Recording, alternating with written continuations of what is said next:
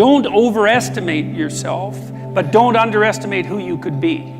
That's a much better way of thinking about it. You know, psychologists of the careless sort, I would say, have been pushing the idea of self-esteem for a very long time, probably since the early 60s. You should be content with yourself the way you are. It's like, no, you shouldn't. Seriously, like, you're nowhere near what you could be. You're not even close.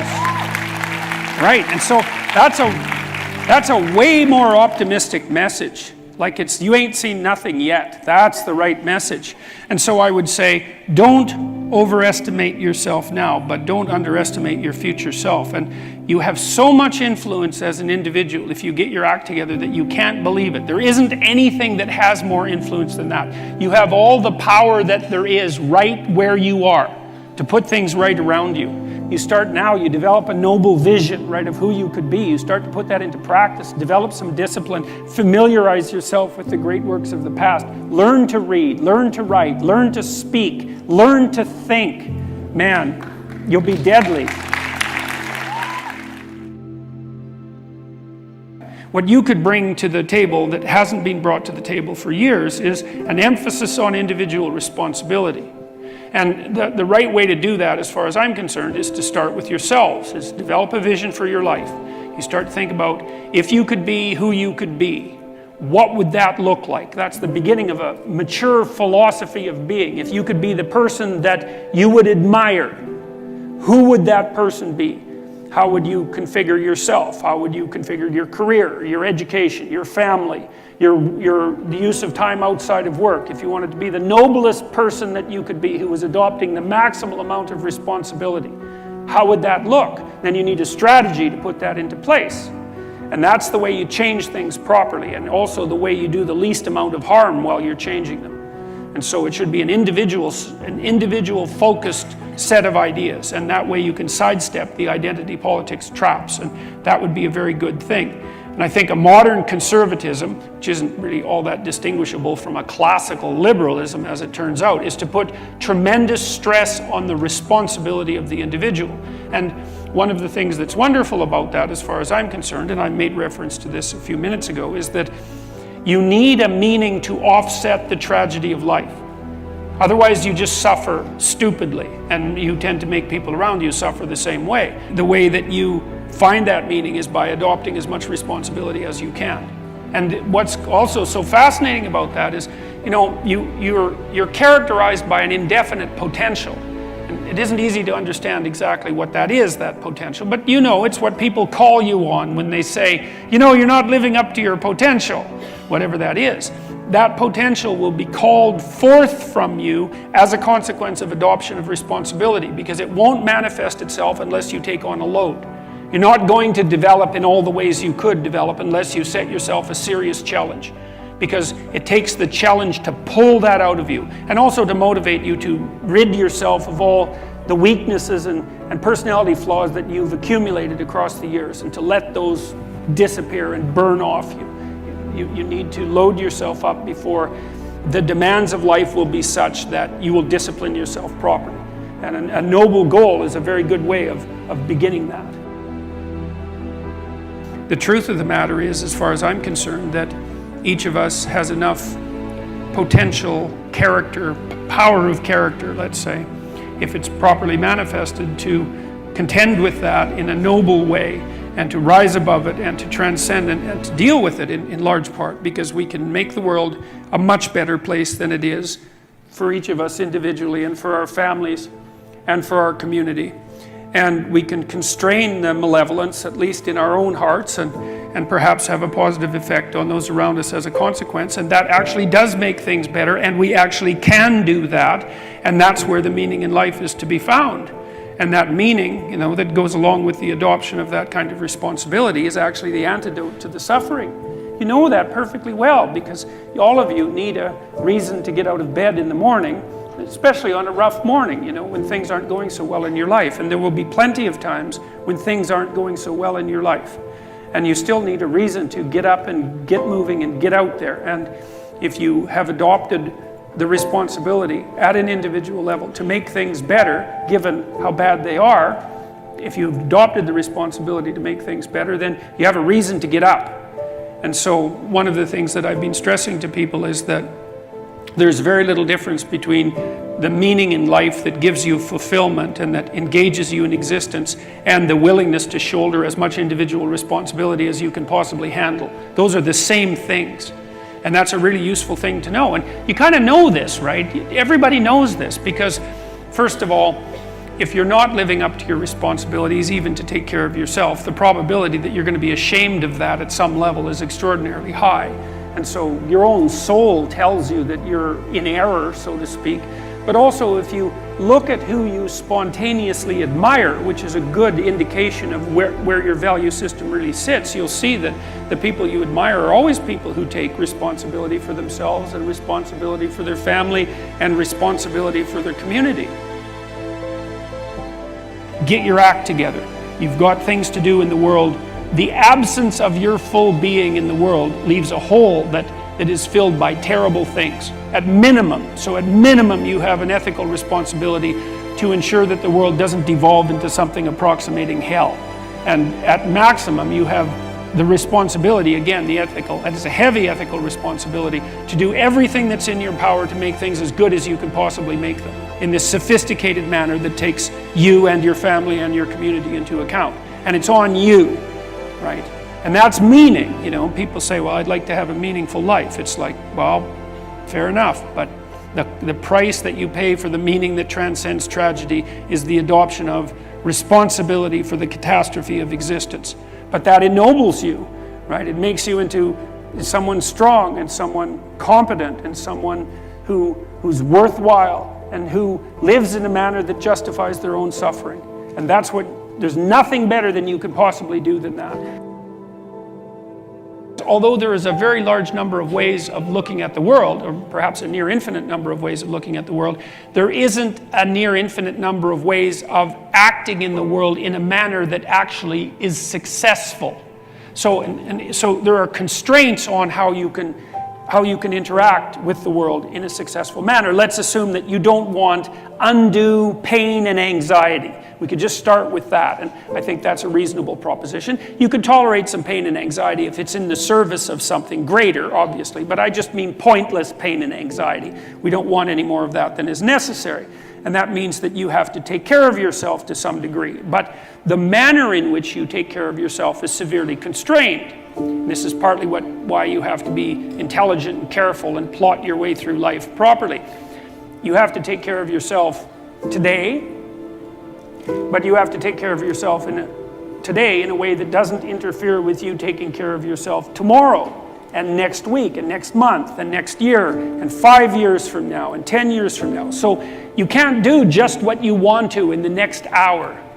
Because if it's impulsive pleasure seeking, let's say, something like that, excess alcohol use or excess drug use or careless sexual behavior or betrayal of people to gain you something in the moment, you're going to pay for that. You're going to pay for it tomorrow. You're going to pay for it next week and next month and next year. So because you're going to exist in the future and because you have to live with yourself, there's only a certain number of ways that you can act that are going to work. But it's more than that. It's not just that you're responsible to your future self or the set of all your future selves, is that you also have to act in a way that works for your family. Because otherwise your family is going to disintegrate and break down and cause you and them all sorts of misery and grief. And not just your family now, but also your family into the future. And then not just your family either, but also your community.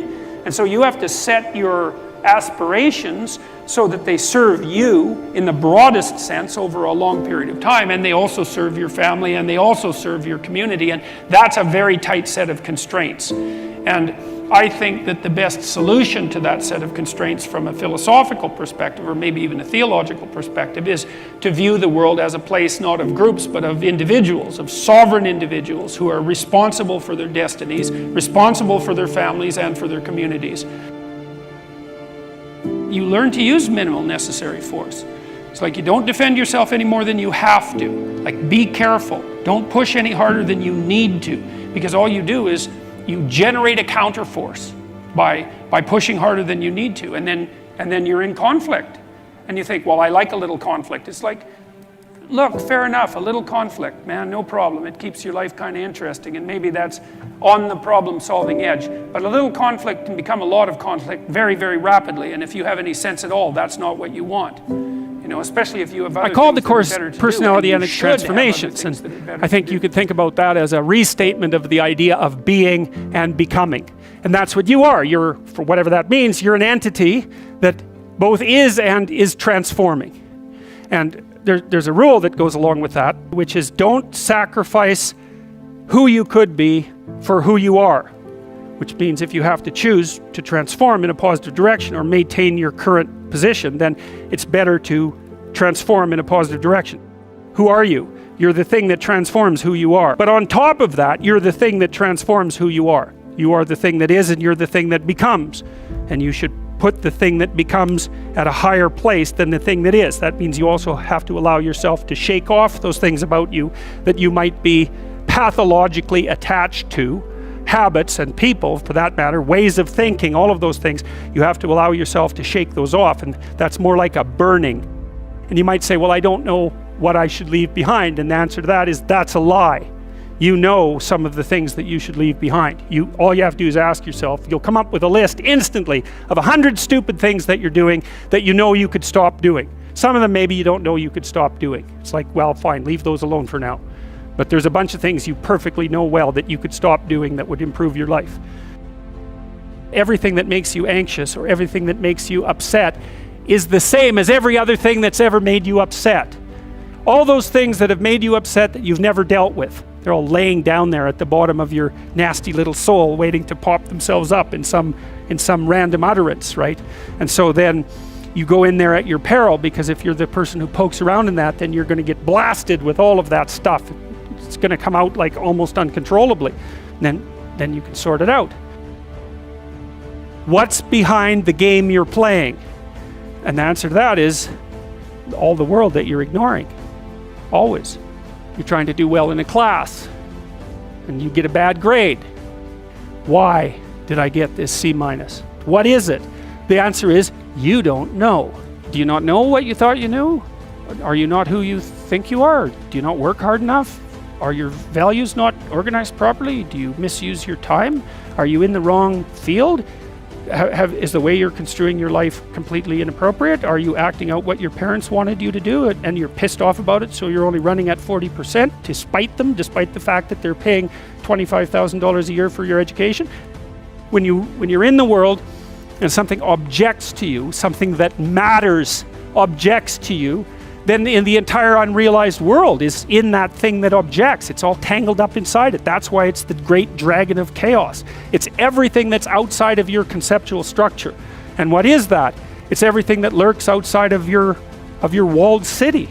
Well, you get your C- and you don't do anything about it. Maybe you're a little bitter and more resentful, and your study habits get a little worse. So the next time you get like a D+, and then you collect a bunch of Fs, and then you stop going to school, and then you stop showering. Right? Then you end up jumping off the bridge. And so that's how the dragon eats you when you don't pay attention to it. And so it's no bloody wonder that people avoid, you know. It's really no wonder that they avoid, because error messages contain within them the implicit world. Now, the upside of that is, well, they contain within them the implicit world. And the world isn't all negative. The C- can be the best gift you ever had, and that's the gold that the dragon hoards, right? That's exactly what that means. Every time you try to learn something, you're going to make a mistake, because what do you know? So you're going to make mistakes. And if the rule is every time you make a mistake, you're going to go jump off the bridge, then that's not a useful problem-solving strategy. And so when you make a mistake, you don't get to beat yourself to death with a club. You've got a problem. Something has objected to you. Then the question is, well, what does that mean? Well, maybe you're not looking at the world right. Maybe your goals are wrong. Maybe you're not acting properly. It's okay. So the question that arises when an obstacle emerges is, which part of this structure needs attention? And the first answer can't be all of it. Right? Because there's a piece that's broken somewhere. And then you might think, well, let's assume it's a little piece to begin with. That's the right mechanism. Watch the people around you like a hawk. Whenever they do something that you think is good, you tell them. Try to do something good. And creep right back into their persona, and they'll look around and see if anyone noticed. And sometimes they'll get punished for it, and then they won't do it again, so don't do that.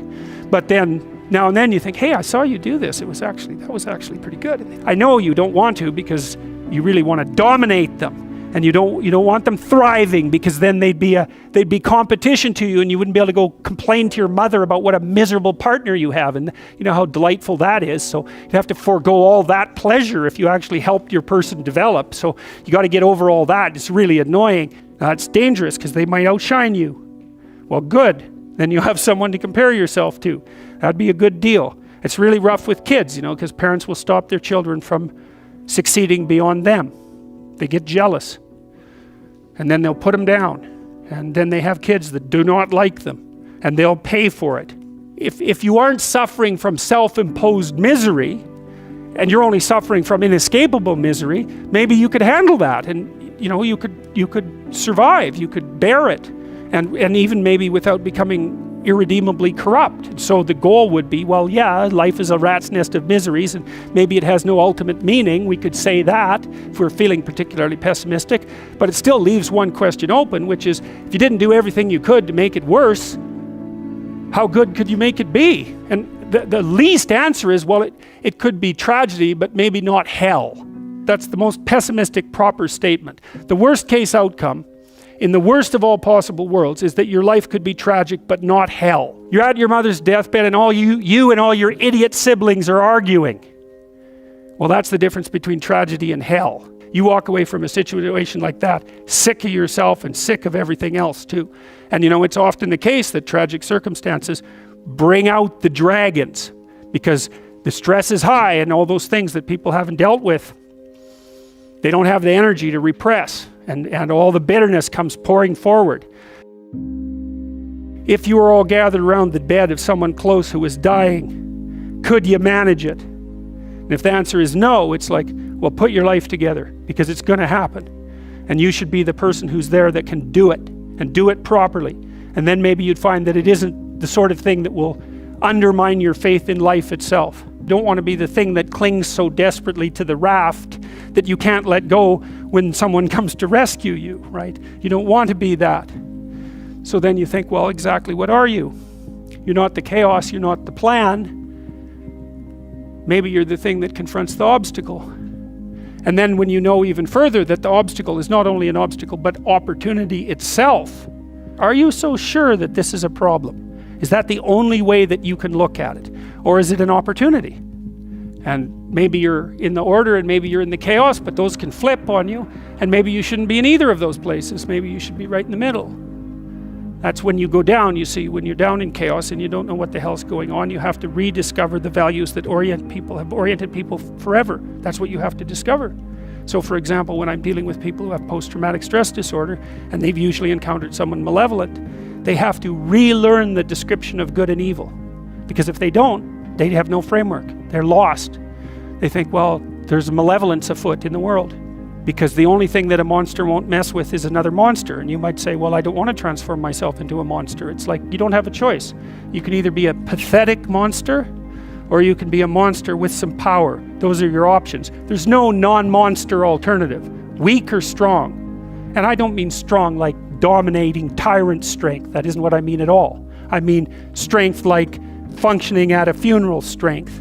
And that's a kind of monstrosity. And when you're down in chaos, that's what you have to rediscover. You want to be safe? Forget that. That's not in the cards. You're not going to be safe. Well, then you have to be meta-safe. And that's way better, because then you're not safe, but you know how to cope with danger. Well, fine. That solves the problem. And maybe it's even a better solution, because if you're safe, then you just have to stay in your burrow. But if you can confront danger, then you can go wherever you want, and you can have an adventure.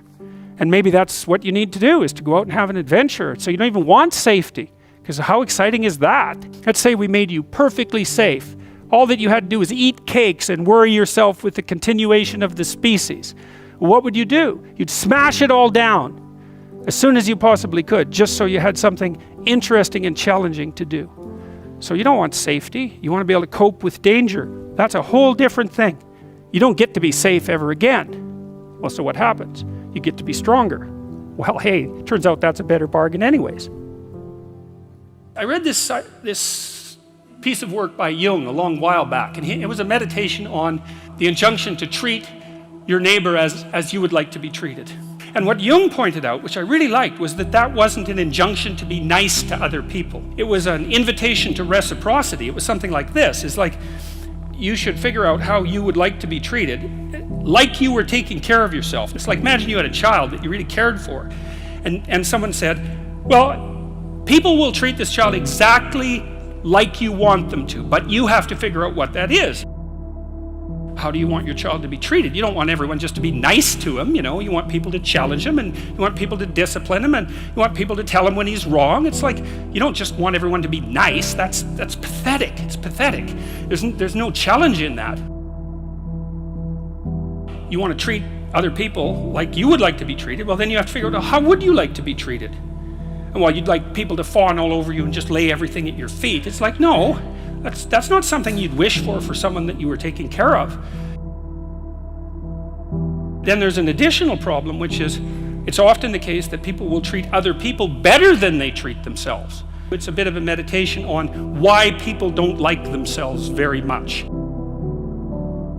I think there's two reasons, really, and one is that we're fragile and damageable and imperfect in multiple dimensions all the time. And that often just gets worse. Lots of things get worse as you get old, for example. So it's not necessarily that easy for a self-conscious being who's extraordinarily aware of his or her own fragility, but not just fragility, foolishness and errors. Like, you know yourself better than anyone else knows you, and you might have a certain amount of dislike for someone you know because of something they did, but you know everything you did. Jesus, that's a drag, man. You know, you have to carry that along behind. It's like, really, I did that, you know. You're weak and kind of useless and prone to temptation, and you know all those things, you know, that just shouldn't be that way. And then you're also capable of pretty vicious acts of malevolence, and so you also know that about yourself. And so it's a real existential question for people. It's like, why the hell should you take care of something as sorry and wretched as you are?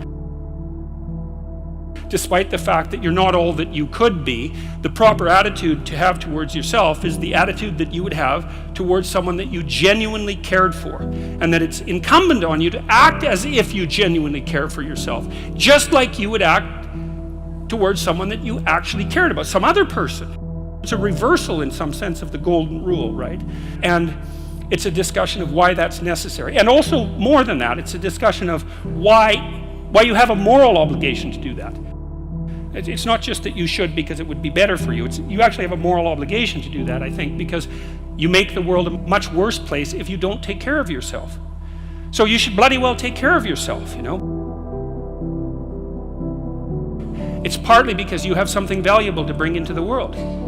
That's the thing about being an individual. It's the thing that Western civilization has always recognized, that as an individual, you have a light that you have to bring into the world, and that if you don't bring it into the world is a dimmer place, and that's a bad thing, because when the world is a dim place, it can get very, very, very dark.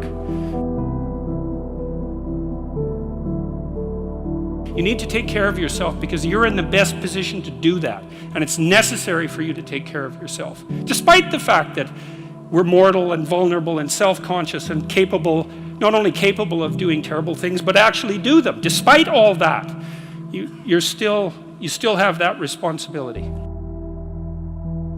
I wanted to, hit the question as hard as I can to try to figure out, well, why people are contemptuous of themselves. And there's plenty of reason, that's for sure, but the reasons do not justify the mistreatment of yourself. Make friends with people who want the best for you. And that's a meditation on my own childhood and adolescence to some degree. I had friends who wanted the best for me and friends who didn't. And like you have an ethical responsibility to take care of yourself, you have an ethical responsibility to surround yourself with people who have the courage and faith and wisdom to wish you well when you've done something good, and to stop you when you're doing something destructive. And if your friends aren't like that, then they're not your friends. Be careful about whom you share good news with. A friend is someone you can share good news with, you know. You go to them and you say, hey, look, this good thing happened to me. And they say, look, I'm so happy that that happened to you. Like, way to be. And they don't think, God damn it, why didn't that happen to me? And like, you know, you didn't deserve it. Here's a bunch of reasons you're stupid and why it won't work. It's like, that's not helpful. You know what, the other thing people are doing if they're trying to drag you down, let's say, is they're trying to see if you'll put up with it. Because they have this idea that maybe life isn't worth living and things aren't good, and that if they can besmirch, let's say, to use an archaic term, something that's pristine and good, then they demonstrate to themselves that there is no true ideal and that there's no necessary reason to be responsible and to strive forward. There is inequality. What that means is there's always going to be people around that are better at something than you are.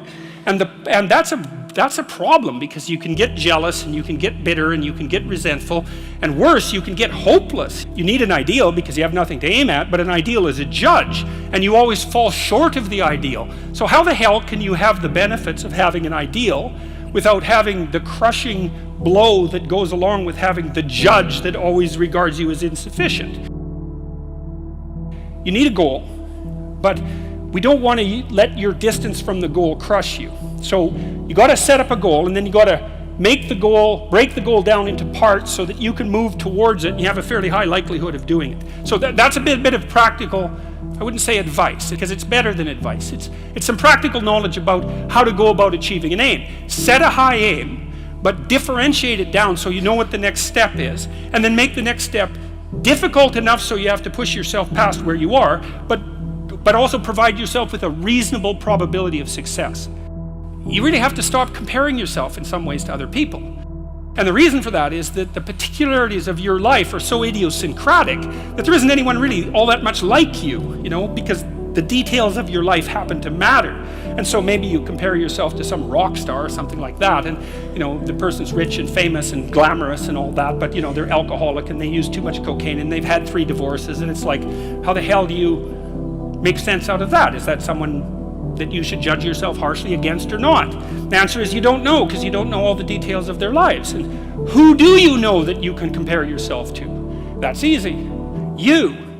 Yesterday. Compare yourself to who you were yesterday, not to who someone else is today. So here's a good goal. It's something like, well, aim high, but use as your control yourself. So your goal is to make today some tiny increment better than yesterday. And you can use better, you can define better yourself. This doesn't have to be some imposition of external morality. You know where you're weak and insufficient, where you could improve. You think, okay, well, this is what I'm like yesterday. If I did this little thing, things would be just an increment better. That's a great thing, because you get the ball rolling, and incremental improvement is unstoppable. You can actually implement it, and it starts to generate Pareto distribution-like consequences. It starts to compound. Then you have your goal, and then you think, well, I need to move towards that incrementally, because I'm kind of useless and can only do so much, and maybe not even that. But all I have to do is be a little bit better than my miserable self yesterday. To listen to your resentment is one of the best things you can possibly do. You have to admit that it exists first, and then you have to admit to the fantasies that it's generating, and you have to admit to what you would regard as the way out of it. So that's all very difficult, because it means learning things about yourself that you probably don't want to learn. But resentment only means one of two things. It means either like shut the hell up, grow up, quit whining and get on with it. That's one thing it means. Or someone is playing the tyrant to you, might even be you, and you have something to say and do that you should say and do to put it to a stop. One of the general rules of thumb about how to be successful is to confront things that frighten you forthrightly and with courage. The goal should be, how could I conceive of my life so that if I had that life, it would clearly be worth living, so I wouldn't have to be bitter, resentful, deceitful, arrogant, and vengeful. Like, that's sort of the bottom line, right? Because that's what endless failure does to you. It's not good. That's what life without purpose and a goal does to you as well, because life is very hard. So you think, okay, well, I need to adopt a mode of being that would justify my suffering. And you can ask yourself that question. What would make this worthwhile? There's this old idea that you go into the abyss. It's an idea that you can gaze into the abyss. You gaze long, and what you find in the abyss is a monster. That's the dragon at the bottom of the abyss, let's say. That's Satan himself, for that matter. But if you go into that as deeply as you can, what you find is you find your fragmented father in a comatose condition, in a desiccated and separated condition. And then you revivify that. Well, what does that mean? It means something. It means that if you look in the darkness, you find the light. That's one thing it means. And that the light really stands out against the darkness, but that the light is to be found in the darkness. So that's a very interesting thing. That's a quest narrative. But it means more than that. It means something fundamental. So we know, for example, that if you take yourself out of your current state of predictability and safety, and you put yourself in a new situation, you'll learn, right? You'll incorporate new information. So that's a cognitive issue. But that isn't all that happens. What happens is that new genes turn on within you and code for the production of new proteins. And that happens neurologically. New parts of you turn on. And so the idea is that if you can move yourself out into the world and push yourself out against a maximum array of challenges, more and more of you turns on. And then the question would be, well, what would you be if all of you that could be turned on was turned on? And the answer would be, you would be the resurrection of the ancestral father. That's what you would be. And so that's why Christ says, I am the way and the truth and the life, and no one comes to the Father except through me. What that means is that if you take on the unbearable burden of being voluntarily, then that transforms you into the ancestral father. And that's true. And so that's unbelievably optimistic. It's so interesting because it's dark beyond belief. Well, the world is characterized by suffering and by malevolence of a depth that's virtually beyond comprehension. But if you choose to comprehend that, what you discover in that is the light that destroys the darkness. And that's really something to discover. There isn't a discovery that's more profound than that. That's the search for the Holy Grail or the Philosopher's Stone, all of that. If you actually want something, you can have it. Now the question then would be, well, what do you mean by actually want? And the answer is that you reorient your life in every possible way to make the probability that that will occur as certain as possible. And that's a sacrificial idea, right? It's like, you don't get everything. Obviously. But maybe you can have what you need. And maybe all you have to do to get it is ask. But the asking isn't a whim or today's wish. It's like, you have to be deadly serious about it. You have to think, okay, like I'm taking stock of myself. And if I was going to live properly in the world and I was going to set myself up such that being would justify itself in my estimation, and I don't mean as a harsh judge, exactly what is it that I would aim at? You could try this. This is a form of prayer, knocking. Sit on your bed one day and ask yourself, what remarkably stupid things am I doing on a regular basis to absolutely screw up my life?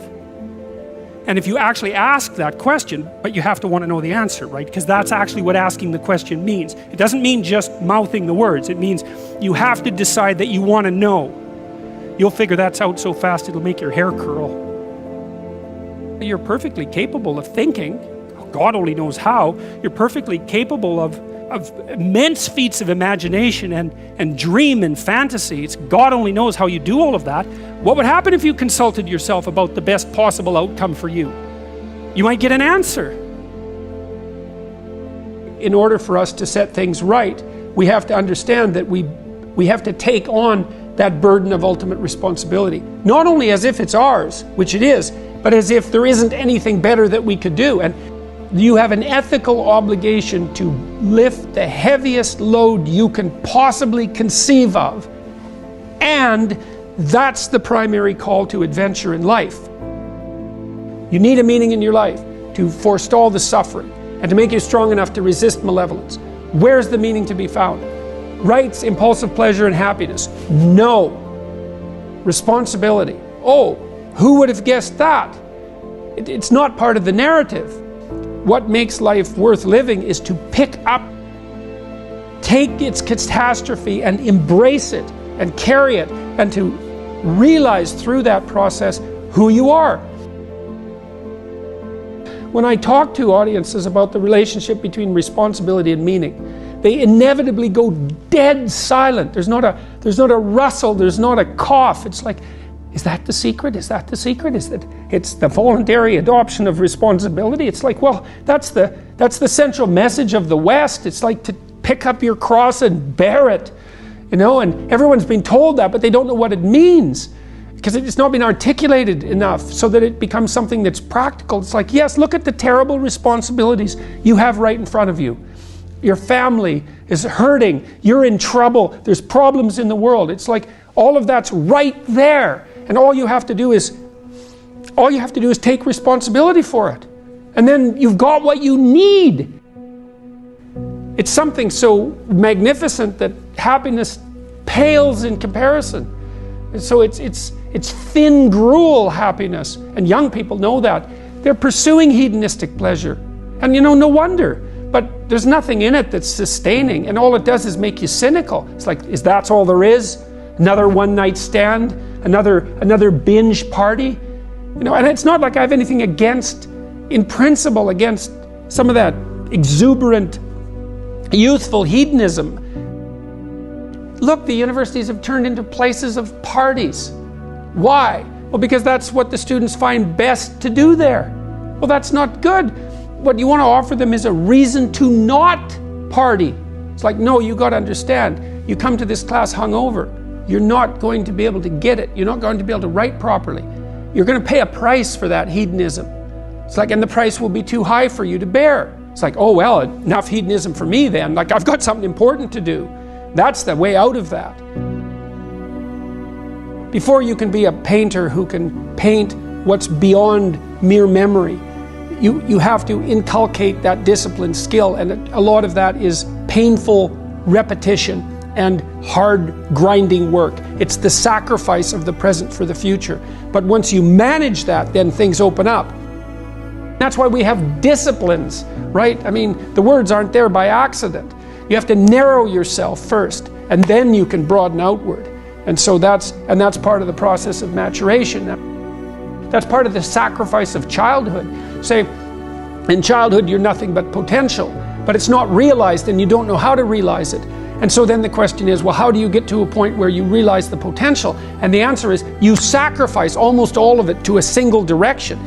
And so that's the thing about growing up, is that when you're a teenager and a young adult, you have to sacrifice everything you could have been as a child to be the one thing that you're aiming at. But then that opens up.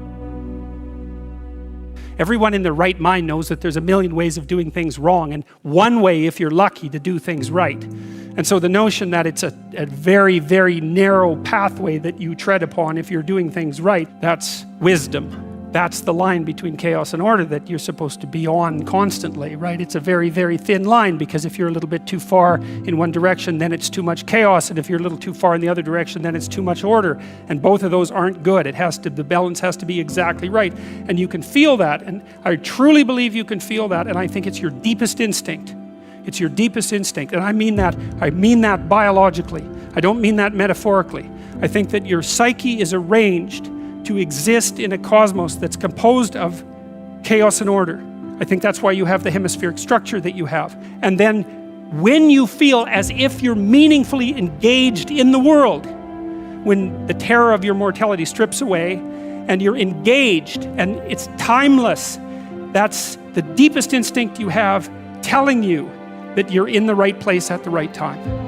And then what you do is practice being there. Practice being there. And that's that narrow spot that's so difficult to find. You wander around it. Maybe if you're lucky, you can watch. You can watch. This is an experiment. Watch yourself for 2 weeks.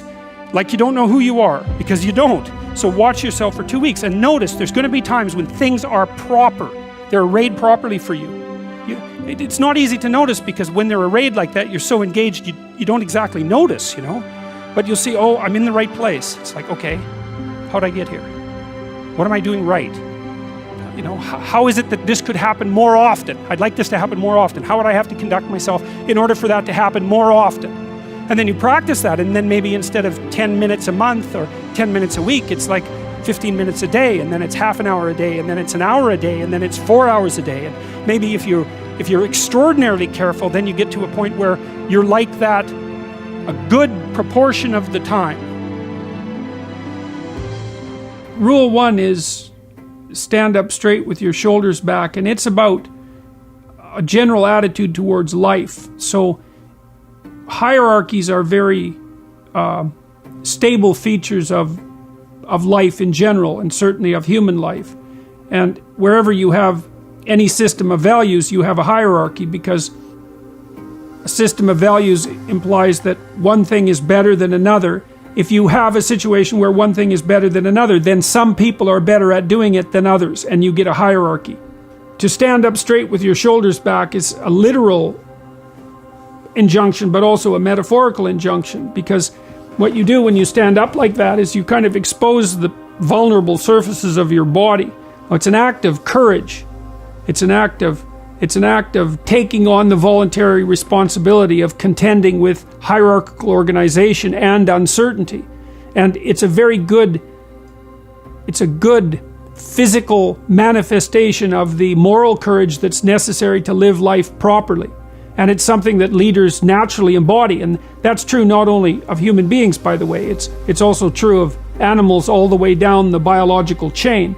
So the more successful creatures, let's say, are also those who comport themselves in an upright manner. And, you know, even in our common language, to be upright is not only something that we think about physically, but also morally, right? To be an upright person is to tell the truth and to act forthrightly and to do what you say you're going to do, and all of those things. So that's all of a piece. And so that's rule 1. Rule 2, which is treat yourself like you're someone responsible for helping. That's an extension of rule 1 in some sense. The idea would be that, you know, people are often ashamed and embarrassed and anxious because of their insufficiencies and failures and the incomplete nature of their characters and all the things they don't know and all of that. And so it's useful to develop and practice an ethic of detached self-regard. Like, it's not narcissism, it's not self-esteem, it's not grandiosity, it's none of that. It's just the clear realization that as other people have value, and as it's necessary to treat them that way if you want anything in your relationships whatsoever to go right, so it's also necessary to develop that attitude towards yourself, despite the knowledge you have of all your inadequacies. And that's a really good thing to practice, because it requires practice, both the detachment and then that ethic of care. So, and then you want to act in accordance with your highest values. Now that means you have to figure out what those values are. If you act in accordance with your highest values, sometimes that makes your day-to-day operations difficult, because you have to confront unpleasant truths. You have to discuss things that you'd rather avoid. It would be easier to act to decrease conflict in the moment. But it's a very bad medium to long-term strategy. You have to engage in a certain amount of conflict, moment to moment, if you're going to say and do the things that are necessary in order to set things right in the medium to long term and for an increasingly large number of people. And that's also another guide to leadership, I would say. You need a broad-scale vision. You have to know what it is that you're doing with your life, let's say, generally speaking, but more particularly in the next 3 to 5 years. What do you want? What do you want from your friends, your family, your intimate relationships, your employment, your education, your care of your mental and physical health, your response to temptations like drug and alcohol use?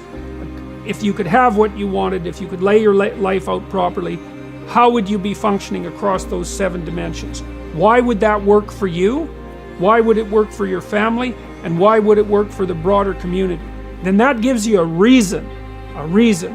And if you have a reason that's well thought through, that you find compelling, so that's a compelling story, let's say, the kind of compelling story a leader might tell, then that will provide you with motivation to do the things that are difficult that you need to do. So that's positive emotion, that motivation. It's a neurochemical system that runs on the chemical dopamine. It's the neurochemical system that underlies people's willingness to undertake something voluntarily. So we experience most positive emotion in relationship to a goal. And what that means is if you don't have a goal, then you don't have any motivation. And so what that means is you better have your goals well delineated, because that way you'll be maximally motivated. Now the additional advantage to that is that if you have your goals delineated and they're compelling goals for you, it also makes you less anxious and uncertain and stressed, because your pathway forward into the future is mapped, and that makes it more certain, and uncertainty causes stress and physiological load. Okay, so you want to have your large-scale vision, you want to have it thought out on a 3 to 5 year basis, you want to have it cover those 7 or so dimensions that we already described. You want to see why it's relevant to you and your family and the broader community. You want to break that down into your monthly, weekly, and daily practices, and if they can be routinized, then so much the better. And then that becomes built into you. So what happens neurologically is that when you do something new, you use almost your whole brain. That's a good way of thinking about it, particularly the right side of it, the right hemisphere. And as you practice something, the amount of your brain you use gets smaller and smaller and moves leftward until you basically build a effective little machine at the back that takes care of it automatically. Routinizing things decreases the cognitive and physiological load. It's a big deal. And if you routinize good habits, then they become part of your character and part of what people come to expect of you. To be precise in your speech does 2 things. It specifies your goal, and it reduces uncertainty. You see what you aim at. And I don't mean that metaphorically. I really don't, because you're a lot more blind than you think. There's a lot of the world that you don't see. You see most of what's in front of you in a very blurry way, like your peripheral vision is extremely low resolution. You see clearly a tiny focal area that's where you're pointing your eyes. And you point your eyes at what you want to pay attention to. And what you want to pay attention to is generally associated with what you want. So what that means is that the world reveals itself to you in relationship to what you want. And so that's really helpful, because you want to see the world so you don't stumble blindly through it and fall into a pit. You want to get to where you're going. And so if you specify where you're going very clearly, then that enables you to see the pathway forward. Now, the upside to that is that you can probably get to where you want to go. The downside is you also make your conditions of failure very explicit. And that's hard on people in the short term. You know, it's easy to delude yourself and to leave everything vague, because then you can't tell when you're failing. But that doesn't stop you from failing, it just stops you from seeing it while it's happening. Then the other advantage to being precise in your speech and your aims is that helps you tell the difference between what's important and what isn't important. And you want almost everything to be not important. You know, in times of crisis in your life, everything becomes important. So imagine that you have a new physical symptom that's distressing and you don't understand it. So then you're thinking, oh my God, what's happening?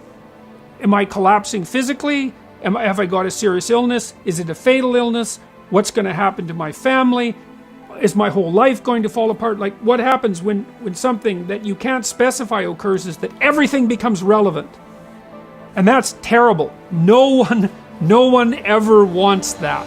You want hardly anything to be relevant. And so if you specify your goal, then almost everything becomes irrelevant, and only those things that are important stand up in sharp relief.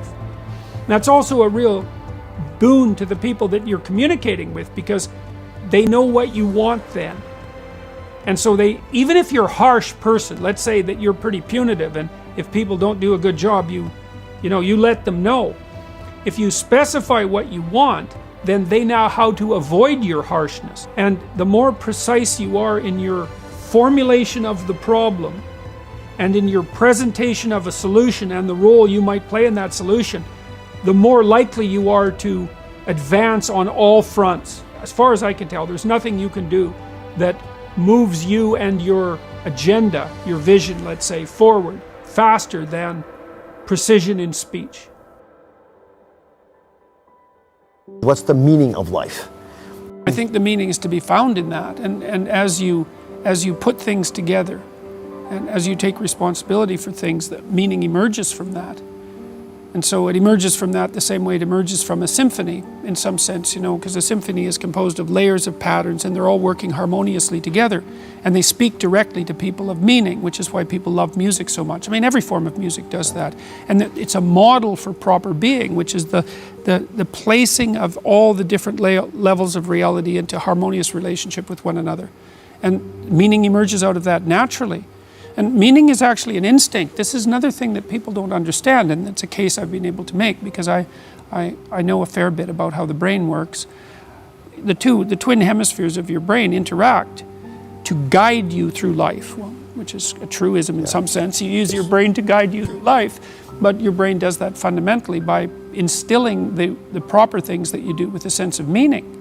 And that meaning it's not something that's just a surface.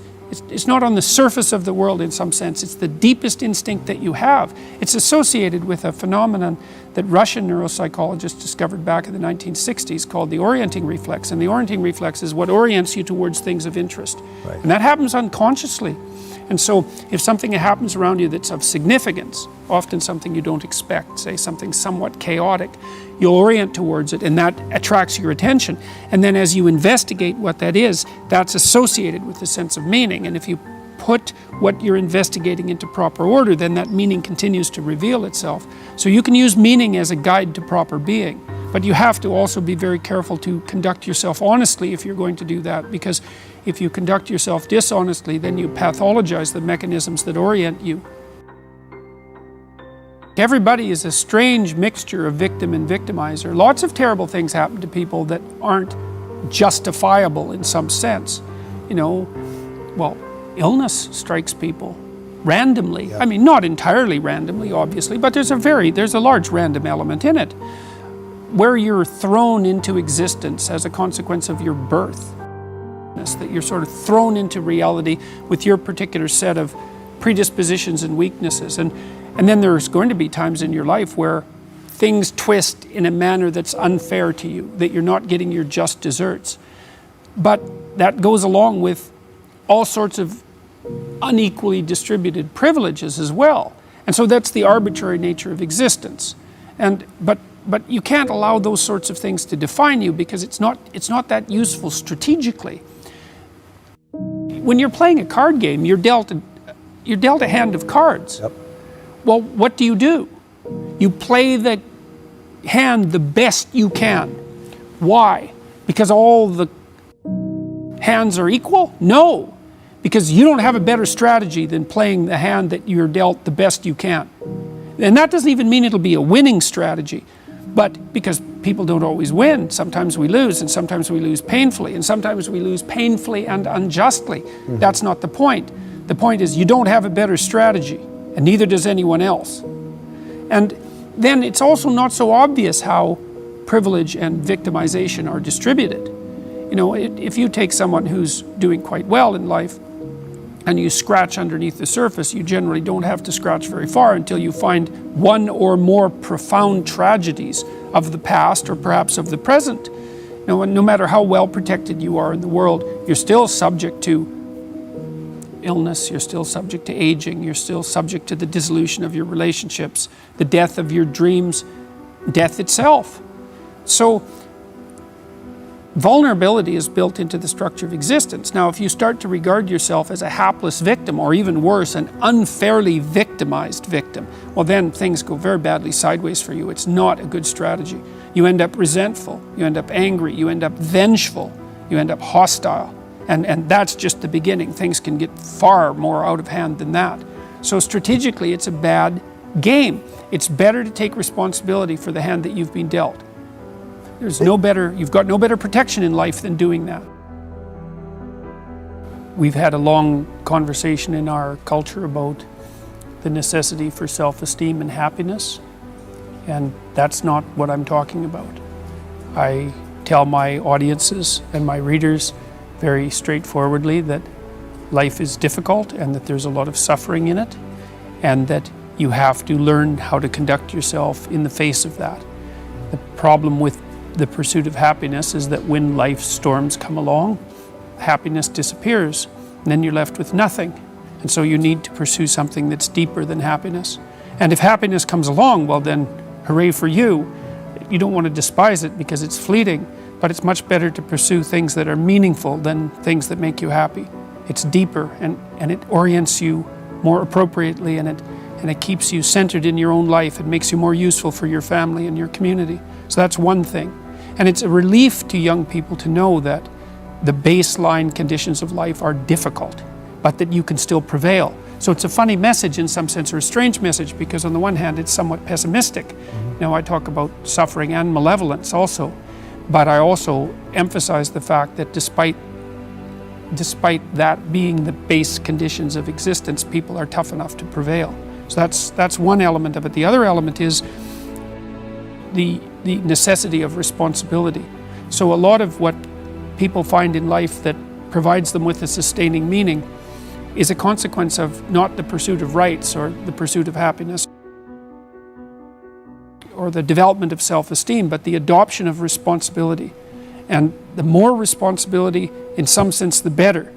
Responsibility for yourself, for making sure that your life lays itself out like it should, responsibility for your family, responsibility for the community. It's people who take responsibility that are the ones that you admire, and that's the right pathway through life. That's where meaning is to be found.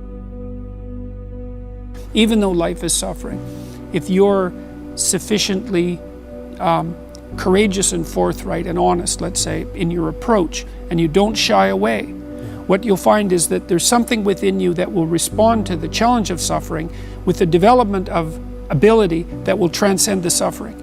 So the pessimism is, yeah, well, life is rife with problems at every level. But the upside is, if you turn and confront that voluntarily, that you'll find something in yourself that can develop and master that. And so the optimism is nested in the pessimism, and that's extremely helpful to people, especially people who are struggling, because they think, oh my God, life is so difficult, I don't know if I can stand this, there must be something wrong with me. Does anybody else feel this way? And you can say, yes, everyone feels that way at some time. But that's, and it is as bad as you think, but you're more than you think you are. You're more than you think you are. The goal in life is to conduct yourself so that life improves. At least so that undue suffering is forestalled. But more than that, so it's to constrain malevolence and suffering to the degree that that's possible. But then also to work for a positive improvement in things at every level. And that's how you should orient yourself. One of the things about what I do is that I'm always trying to take high-level abstract truths, fundamental truths, and to make them concrete and practical so that you can implement them in your day-to-day life. Because it's the connection between those abstractions and practical action that really cements their meaning and makes them comprehensible. And this idea of incremental improvement is a great one.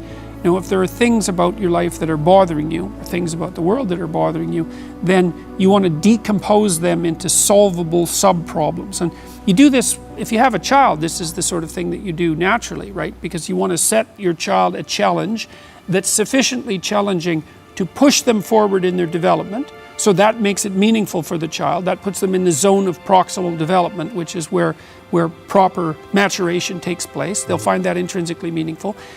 You want to make it challenging, but also with a reasonable probability of success. And there's an art to that. So you want to set yourself a task that's difficult, but not so difficult you can't attain it. And then what happens is that you step up improvement across time, incrementally. And there's also a certain element of humility to it, right?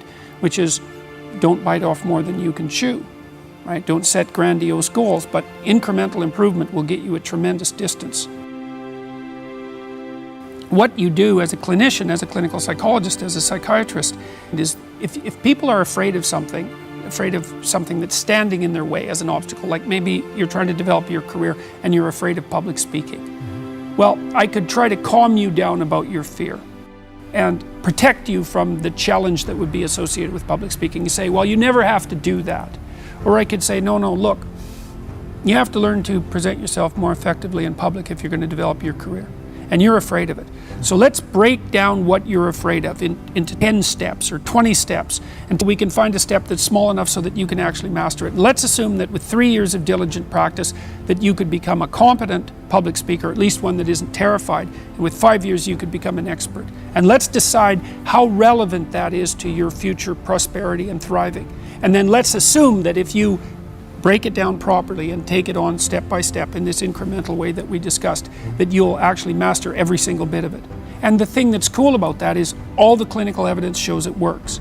And not only that, that's actually how you learn in life.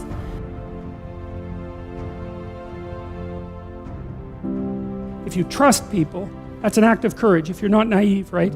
If you're naive, it's an act of stupidity. Because you might get bit, and you probably will. And if you're naive and you get bit, you will suffer for it. It'll traumatize you. But if you're not naive and you know you can get bit, then you might ask, well, what should you do with people? And the answer is you should trust them. And not because you're naive, and not because they couldn't betray you, and not because you don't know that they could betray you, but because if you hold out your hand in trust, then you're inviting the best part of that person to step forward, and that won't happen unless you take that initial step, and that's courage, not naivety. And so to trust someone once your eyes are open, that's an act of courage, and that opens up the world. You can withstand it, a fair bit of the catastrophe of life, by establishing the proper covenant and by acting in a trustworthy manner and extending your hand to people properly. So then you might say, well, what would be the upside if we really determined to act honestly? What do you think it is that people would be able to do with the world if we stopped acting in a corrupt manner? I mean, what is the upside? Do you think we could, how far back could we push aging, do you think? If we hit it hard for 50 years, could we triple our lifespan? It wouldn't surprise me. You know, all these terrible diseases that beset the planet, we could get rid of them. There's no reason for hunger and starvation. We make enough food. It's like, what would happen if we stopped acting badly? How much better could things get? Well, you start locally, I think. You start with yourself and you start with your family. But what's the assumption here exactly? What is the upper end for humanity? I mean, who's going to say, right? Who's going to say, especially in this day and age, man? There's so many things happening that you can't even comprehend them. What could we do if we put all of our effort into it? Well, you can experiment with that because you can start in your own household. You can start in your own room. And you can make miracles happen in the confines of your own space. There's no doubt about that. All you have to do is try. You'll see that happens. And people are writing to me and telling me that they're trying this and that that's exactly what's happening. Who knows how tough you are? And maybe you find out by going out to find out how tough you are, right? So you take on a challenge, one that you think you can master, that's just a bit beyond your grasp, and you master it, and then you're a little tougher, and you think, hey, that worked out pretty well. And so then you're more of a monster. And then you go out and you find another challenge that's even bigger, and you think, well, maybe I can do that too. And then all of a sudden you can, and you get a little bit bigger, and God only knows what the limit is of you. Who do you want to be when there's a crisis? Right? Do you want to be the person that everyone can turn to for strength? It's like, why the hell not? Why not that as a goal? That'd be a good goal, because then if there's a crisis, and there will be, it won't be such a bloody crisis, because there'll be someone there that can deal with it. You have to contend with death and suffering, and you have to be ready for it, and you have to be there for the person, because that's all they're going to have. And so there's a goal, man. And in this time of nihilism, you know, it's what's the point of life? People ask, and they're taught that at universities. What's the point of life? Everything's interpretation. Humanity's a cancer on the planet. You know? Well, how about no? How about not that? How about that there's something to us? It does require a leap of faith for you to move into the world, because the world is a catastrophe. Self-evidently, the world is a catastrophe. And so there's every reason for you to assume that you should just sit in your basement and hide from it. But that's not, it doesn't help. It doesn't make things better. And the thing is, perhaps you're not built for that. You're not built to hide. I don't think that people are built to hide. I think it destroys them. it's a really tough thing to understand, is like, how much trouble would you want there not to be? It's a weird question, right? Because you want to have something to contend with. You want to have something that forces from you the best that you have. And so you have to have real problems. It's something like that. Would you dispense with all your real, you could just lay down on a bed and have pablum infused into your mouth, you know, if all your problems were solved. And so maybe you want difficult problems that you can solve, something like that, because there's some, I don't know what it is about it. There's the overcoming and the growth that comes along with that. There's something about the nobility of the enterprise. You certainly see that when you go about having children, for example, which is the people who don't have kids are happier. And so psychologists who tend to get things wrong even when they make intelligent discoveries like that one, immediately, some of them, jump to the conclusion that because happiness is the goal, that, well, there's something about children that, you know, make you unhappy, and that's not good. It's like, well, wait a second, maybe that's the wrong metric. It's like, of course you're less happy once you have children because you have to worry about them. You know, my neighbor down the street, who's a very smart woman, said to me once, you can only be as happy as your unhappiest child. You know, that's really smart. If having children doesn't make you happy, the answer isn't don't have children. It's like, don't be so stupid about being happy. That's the answer. It's because there's a nobility in the pursuit, right? And of course now you're responsible. You know, you have a new baby, you think, what the hell is this? And what am I gonna do with it? You know, it's like, and then you're done for the rest of your life. You never sleep properly again because you're going to be worried about this creature that you have to take care of. But like, what the hell good are you if you're not doing that, or something else equally difficult? Because you just haven't been called out yet, unless you take on a responsibility like that. The idea that, you know, that happiness is the purpose of life. It's like, great for happiness, man. If it comes along, you should be thrilled that it's visiting you. But the notion that that's what you should pursue, that's the weakest possible notion. First of all, as soon as something terrible happens to you, you're done. It's like, life is to be happy. It's like, well, now you have cancer. So how's that? How's the happiness thing working out for you now? It's like, life is to be happy. That's not right. The rule is aim high and get your bloody act together. That's the rule, and establish this contractual covenant with the ultimate ideal, and that will see you through the catastrophes. And that's a much more mature way of looking at life as far as I'm concerned, because all you have to do is have your eyes half open and you see that the fundamental reality of life is tragedy and suffering. That's inescapable.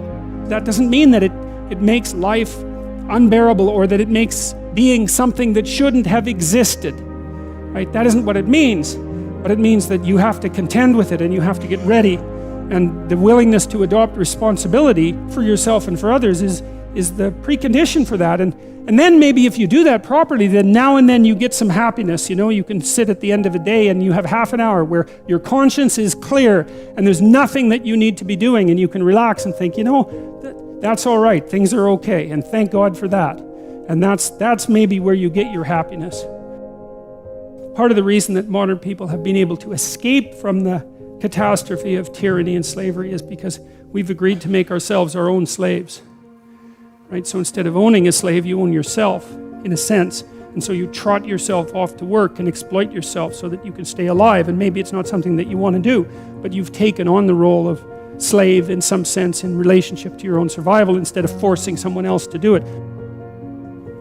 If everything falls apart around you, there's a couple of things you're going to want. You're going to want someone standing beside you, that's for sure, that you can trust. You're going to want your family around you, and you're going to want them to have your back. And you're going to want to know that you didn't do some goddamn stupid thing to bring all hell down on yourself.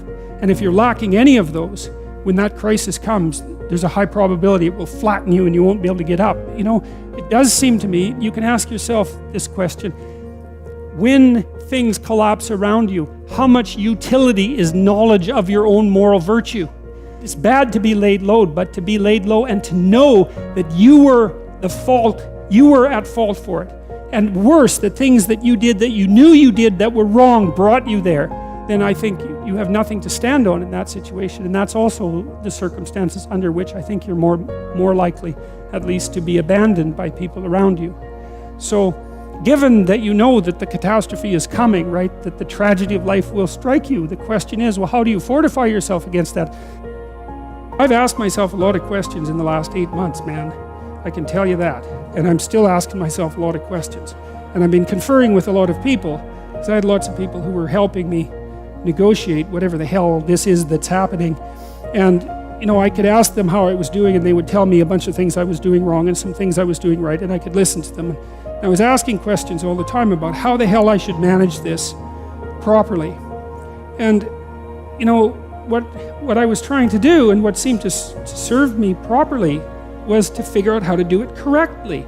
That was the issue. It's like, I didn't really care what happened, and I guess I really don't care what happens, but I do care if I do it correctly, because I don't want to screw it up. I don't want to screw things up. And that seems to be a reasonable goal for people. I mean, wouldn't you like that as a goal, that you don't screw things up? Because you can't control you know, your life isn't fully under your control by any stretch of the imagination, but it might be nice to not have your conscience eating at you saying, look, you know, you had a big opportunity there and you mucked it up because you're weak and blind and you didn't listen. That's no good. The catastrophe is bad enough, as I said, without you being the bloody source of it. Tell the truth, or at least don't lie. And the reason for that is that that's a very good starting position to straighten out your life. It's really helpful to be careful about what you say and to not say things that you know are false. I mean, it's not a straightforward thing to do, and that doesn't mean you get to tell the truth as a weapon. That's not the truth. That's a partial truth masquerading as truth to use as a weapon. I mean, you have to be sophisticated about it.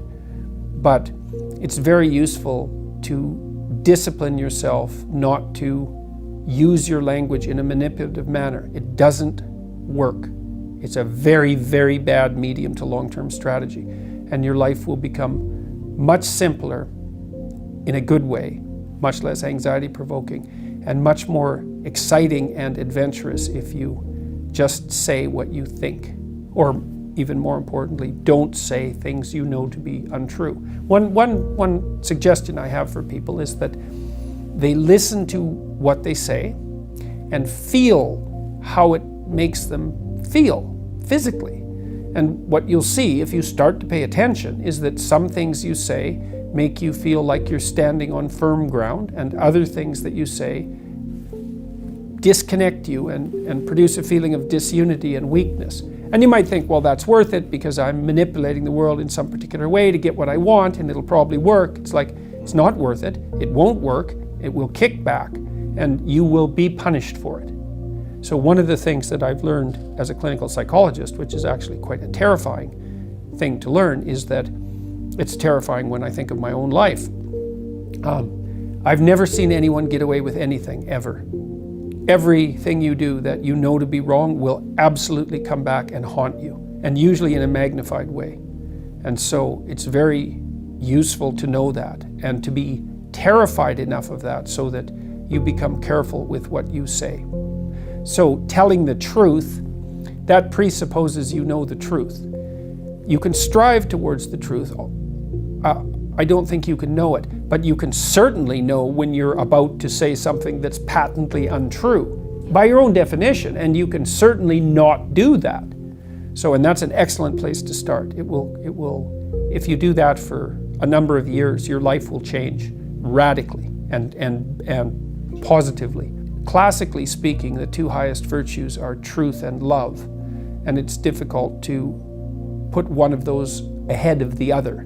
Love means something like hoping and striving for the best for things, despite the fact that they're inadequate and damaged and perverse and often malevolent. And that's part of, say, love your enemies, is, well, what do you want for your enemies? Well, you might say you want their defeat. Maybe you want their violent, painful defeat, but it's better to want their transformation.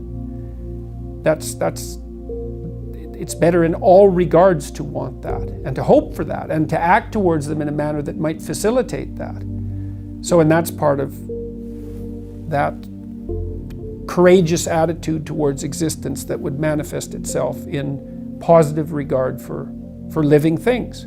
And it's hard to talk about those things, especially love, because the word has been weakened by misuse, which is why I offered the definition I offered. It's like, It's an attitude of courage to want the best for life, because life is very cruel and harsh, and it's easy to become turned against it and bitter. And there are reasons for that, but it's not helpful. It's wrong, despite the fact that there are reasons for it. Bitterness is of no utility. So even though, I've met many people who've had very, very hard lives, and to see them become bitter is not a surprise. But there's no utility whatsoever in it. All it does is make it worse. So grin and bear it, so to speak. And that's part of aiming upward. And it is an attitude of courage, a voluntary attitude of courage. And truth serves that goal best. So how could it be otherwise? You can think about, you have an option. You can either have reality on your side or against you. If you abide by the truth, then you have reality on your side. You have reality against you. It's like you think you're going to come out ahead in that dispute? You only think that if you've developed a certain amount of arrogance, which is also another very dangerous thing. I can get away with it. It's like, no, you can't. You are so outmatched by reality that there's no contest. I think the only real natural resource, apart from air, is honesty. It's the basis for wealth. Because if two people treat each other honestly, they can take each other at their word, and then they can cooperate. Otherwise, like if I can't trust you, God only knows what you're up to. You're so complicated that we can't do something simple and straightforward and directed together, because we're going to spend all of our time trying to figure out what in the world is going on. And this is partly why so much poverty in the world is actually generated by corruption, rather than an absolute lack of material, an absolute lack of material. Corruption is a force that produces poverty like nothing else. So honesty, integrity, and then all the things that you can be gifted with, intelligence, hard work.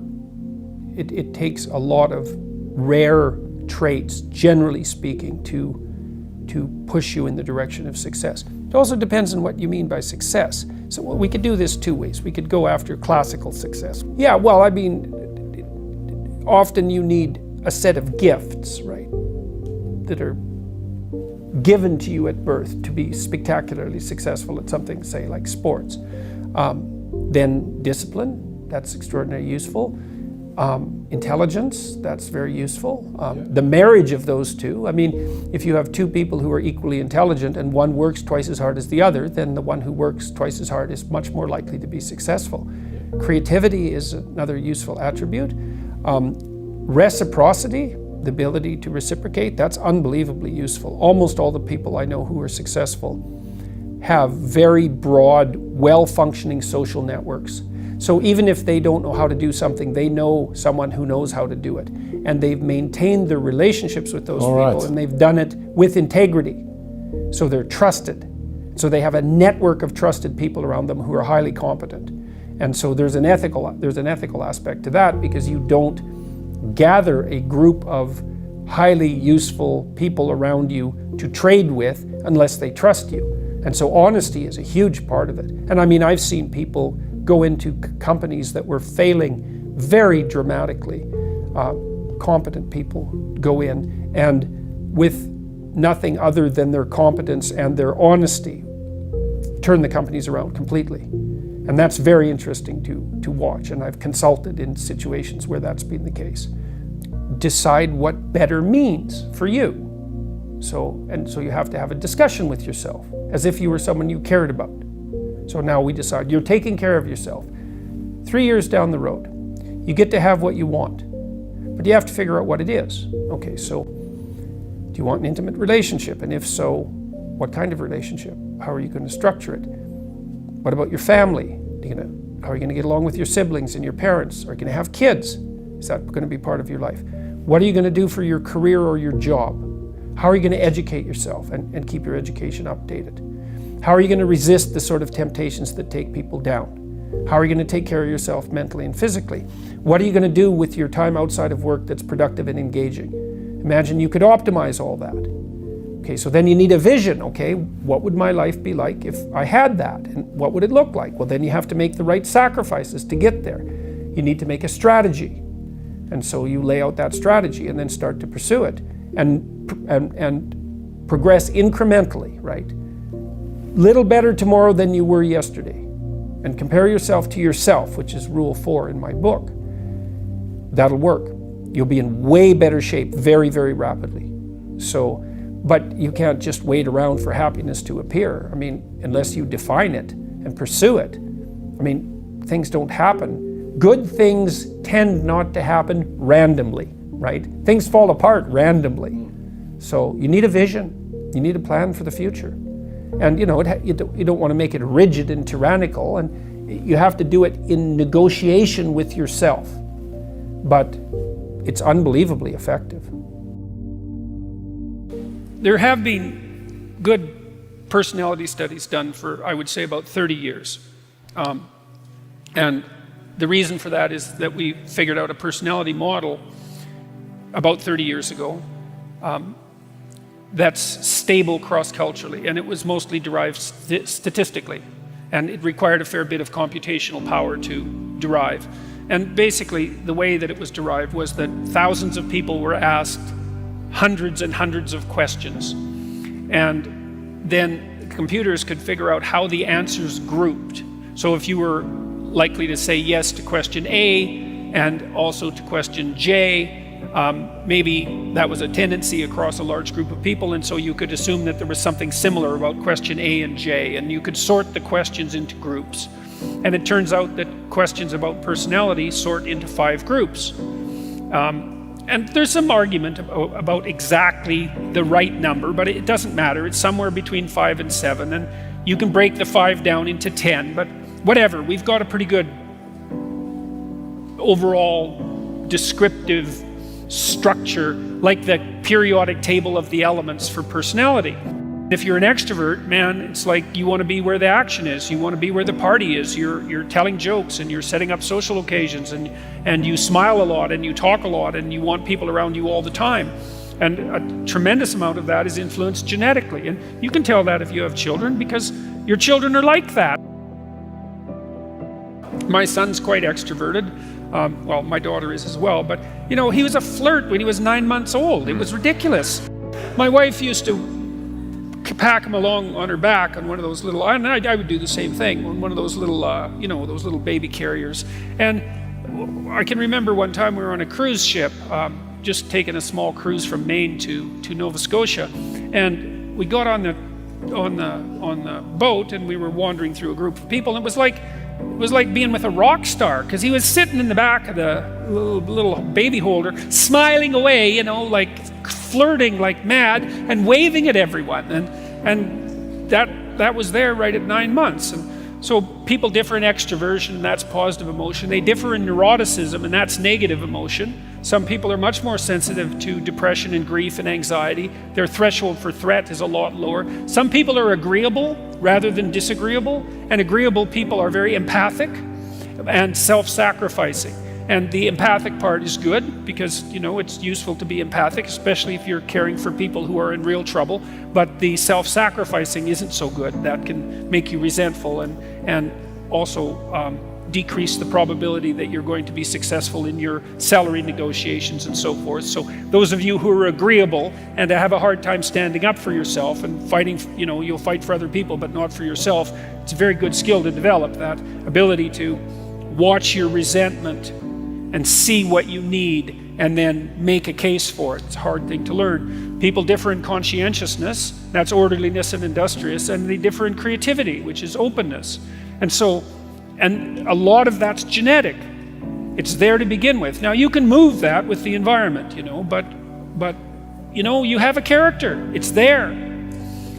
Liberals are higher in openness, that's trait creativity, and lower in conscientiousness, especially orderliness.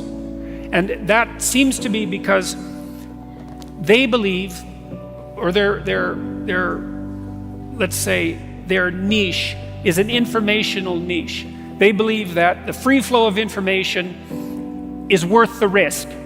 So that'd be the free flow of people across borders, the free flow of ideas across borders, the free flow of concepts across categories. They'd rather that the borders were permeable. Now the conservatives are low in openness and high in conscientiousness, especially orderliness, and they take the opposite tack. They think, well, yeah, there's danger in too much openness. There's danger in borders that are too permeable. Things can change too fast. Entire societies can become destabilized, and everyone can end up not knowing which way is up.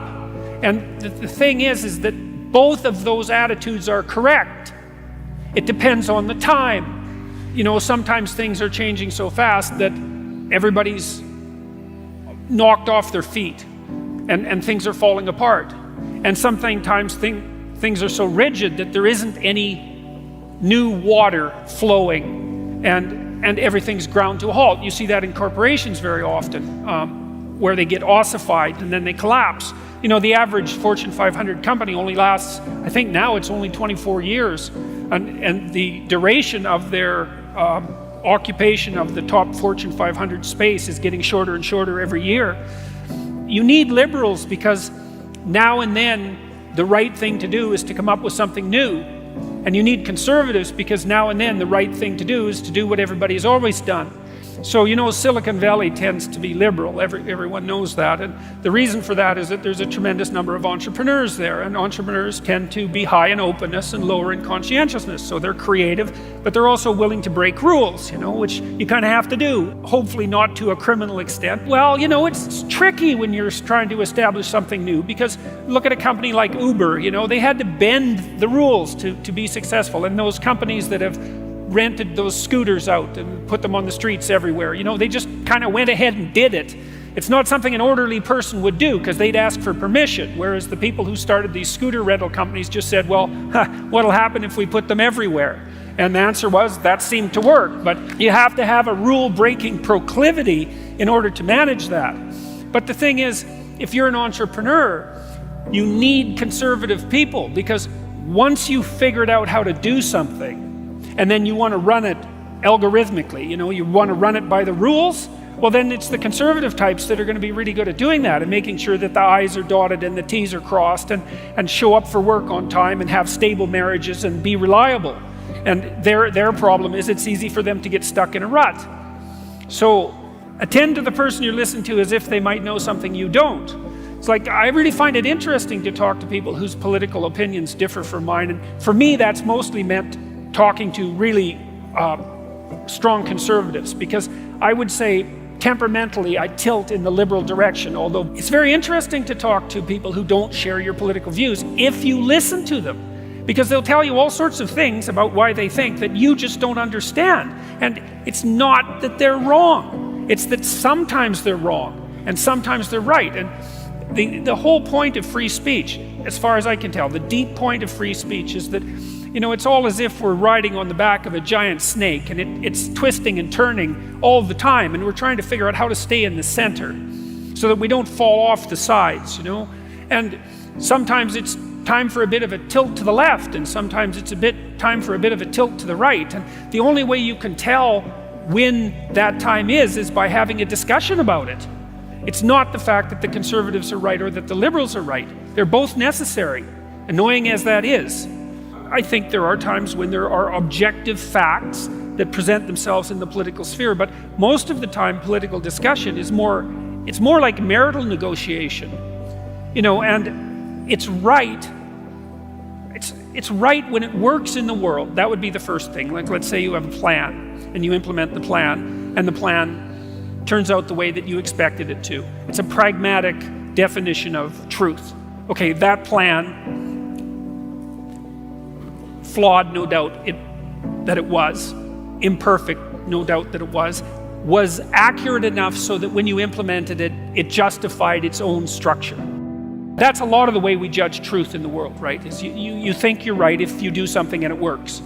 And that doesn't mean you're 100% right, and it doesn't mean it's going to work forever, but because you're ignorant and because your knowledge is limited, that's kind of what you've got. And so that's one form of truth. And then another form is, well, can we agree in a negotiated manner?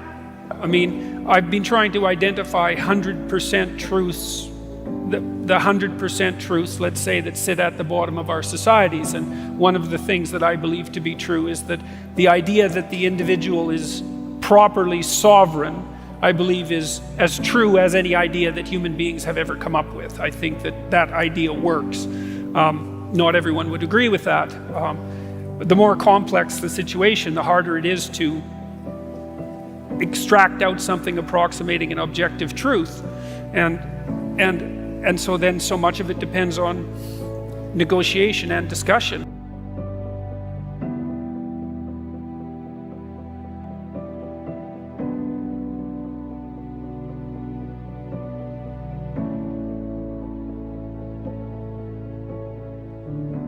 Identity to me is something that's practical. It's like a dramatic role that you play out in the world. And while playing that out, it has to furnish you with a life. It means that it has to be negotiated with other people. And when you're a very young child and you first start to play with who you are, you live in a fantasy world. And so that means identity has to expand beyond its egocentric focus and increasingly be negotiated in the social world. Now imagine that you're lonely and you approach a young woman in a social situation, attempting to make some contact with her. You want to alleviate your loneliness, and so you hope you make a good impression, and you tell a joke, let's say, in a relatively awkward manner, and you get rebuffed. Then you're no longer where you control. You're no longer where you exercise control.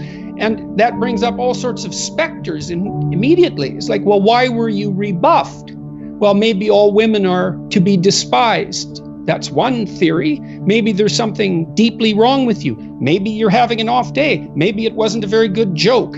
So when you don't get what you want, then a landscape of questions emerge, and those questions can resonate through different levels of your identity, from the trivial, oh, I told the joke wrong, to the profound, there's nothing desirable about me and I'll be alone for the rest of my life. It has to go through that period before you can emerge as a genuine individual, which means you have to know the rules of the game before you can break them. But not being able to abide by the rules is not anything like being a genuine creative individual. Those are not the same thing. And there's plenty of attempt to confuse the two things, because it's much better, if you can't follow the rules, to view yourself as an avant-garde revolutionary than as a failure. And it's not like I don't know that social molding crushes. Obviously it crushes, and everyone feels that. These are existential problems. Everyone deals with the tyranny of culture and the fact that it does want you to be a certain way and not other ways, and those ways might not be in keeping with the deepest elements of your nature. Well, tough luck for you, because you're also the beneficiary of culture. And so you have to offer it your pound of flesh. Now, you shouldn't do that at the expense of your soul, but you shouldn't stay an immature child either. So what happens is that if you act out your identity, if you act out your beliefs in the world, and what you want doesn't happen, what happens is that your body defaults into emergency preparation for action. And the reason for that is you've wandered too far away from the campfire.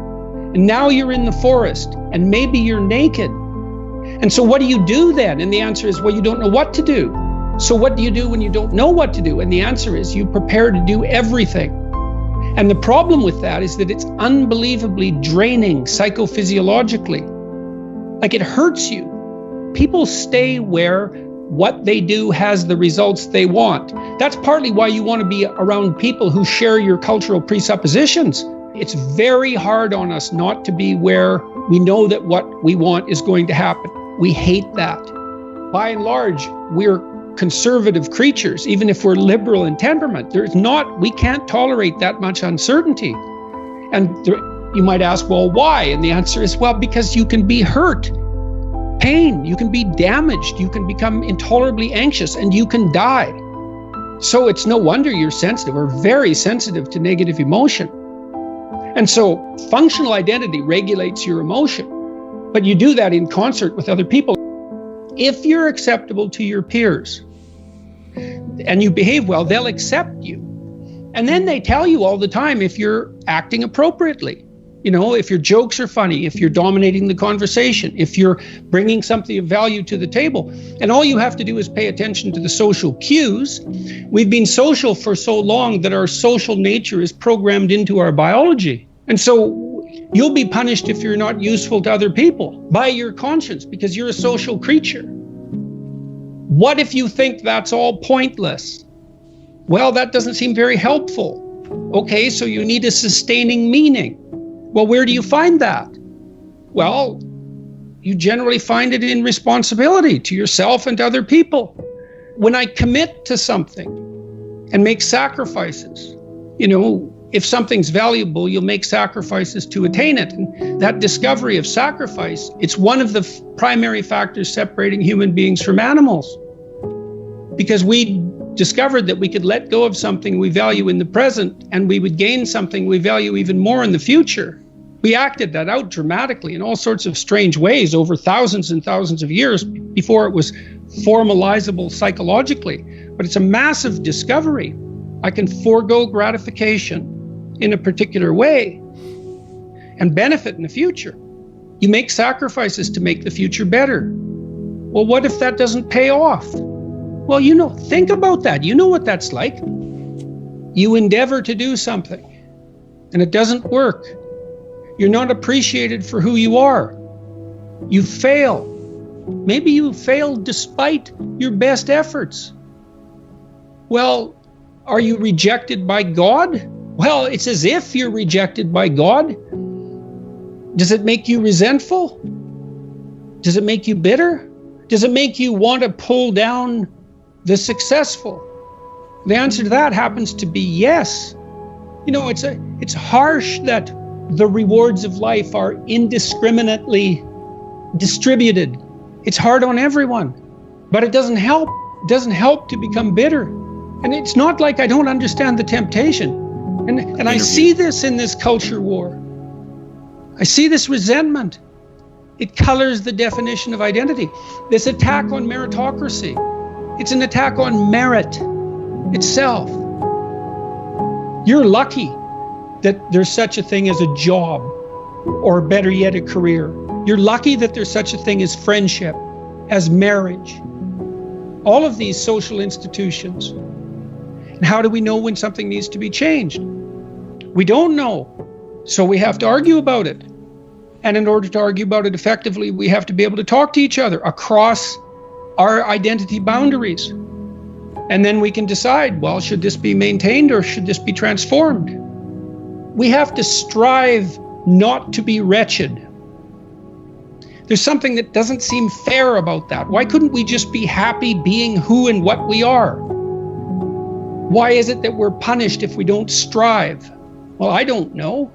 We're negentropic organisms, right? I mean, we have to maintain this incredible complexity in the face of a dissipating universe. It requires effort.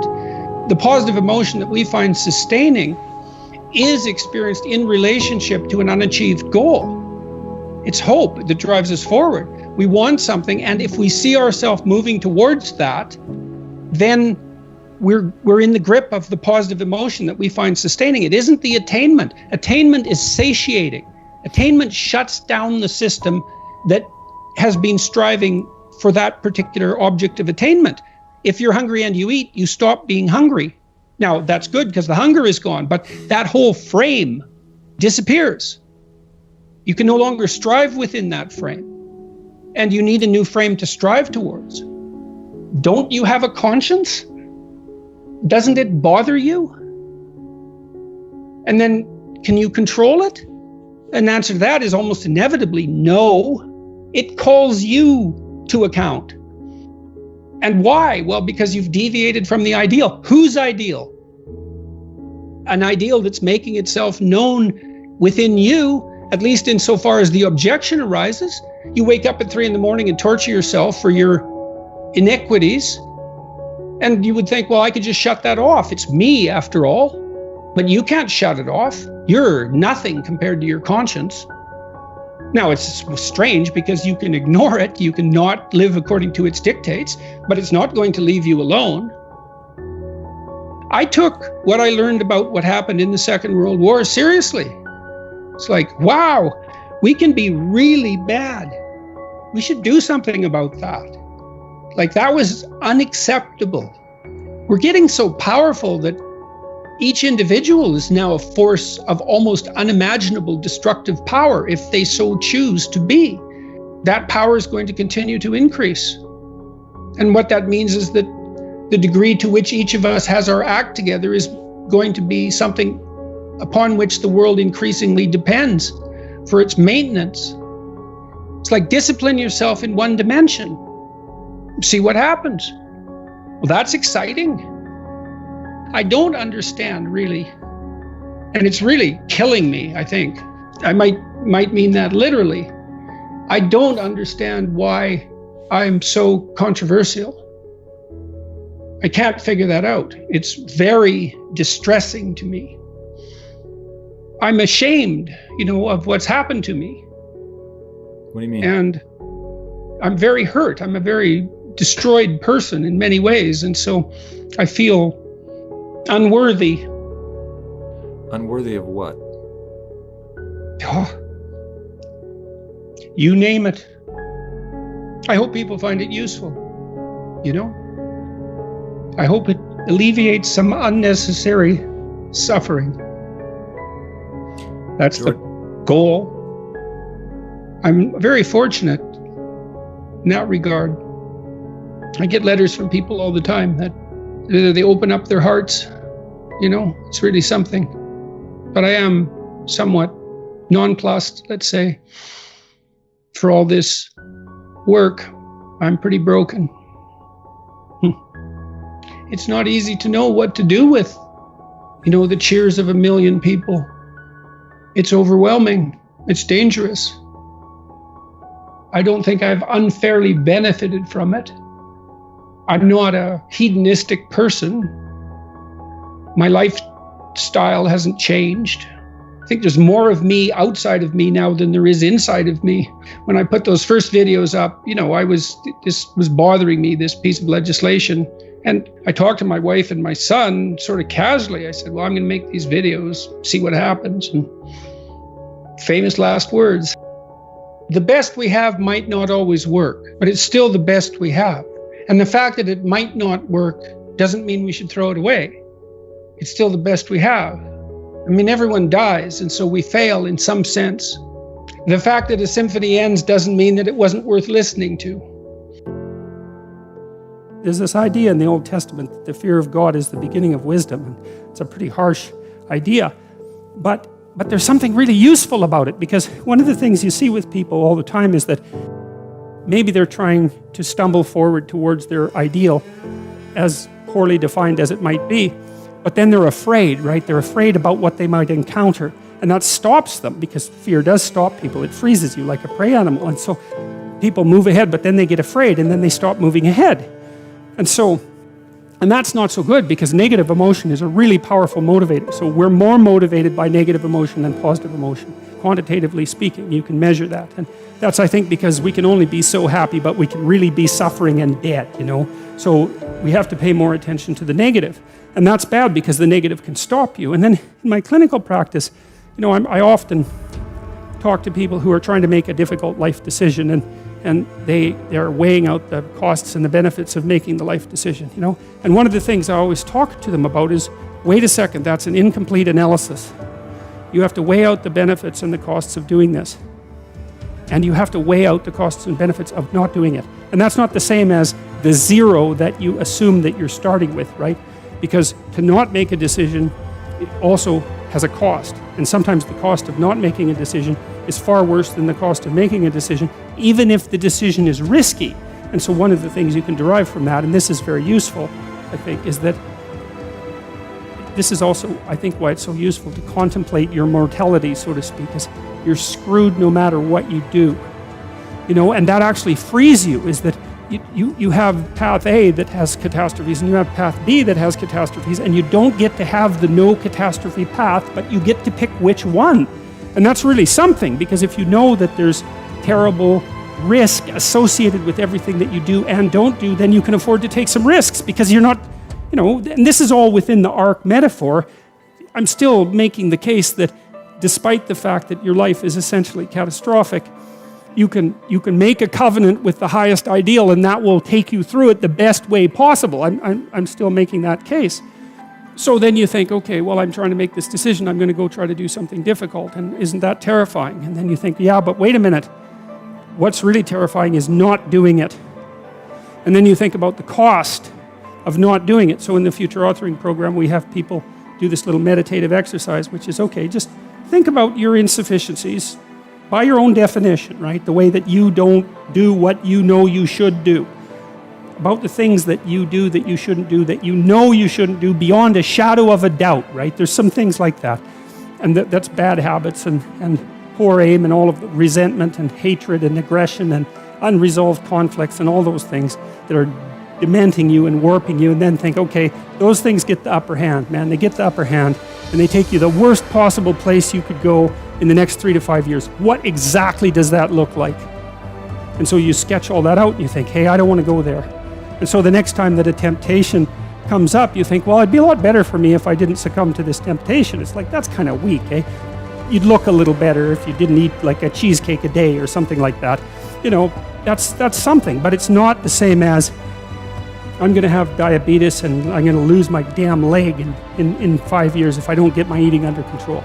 That's motivating. And so then the temptation comes along and you think, oh, how about no? Seriously, how about no? Not just because a higher good would be obtained if I avoided it, but because a terrible catastrophe would be averted if I didn't.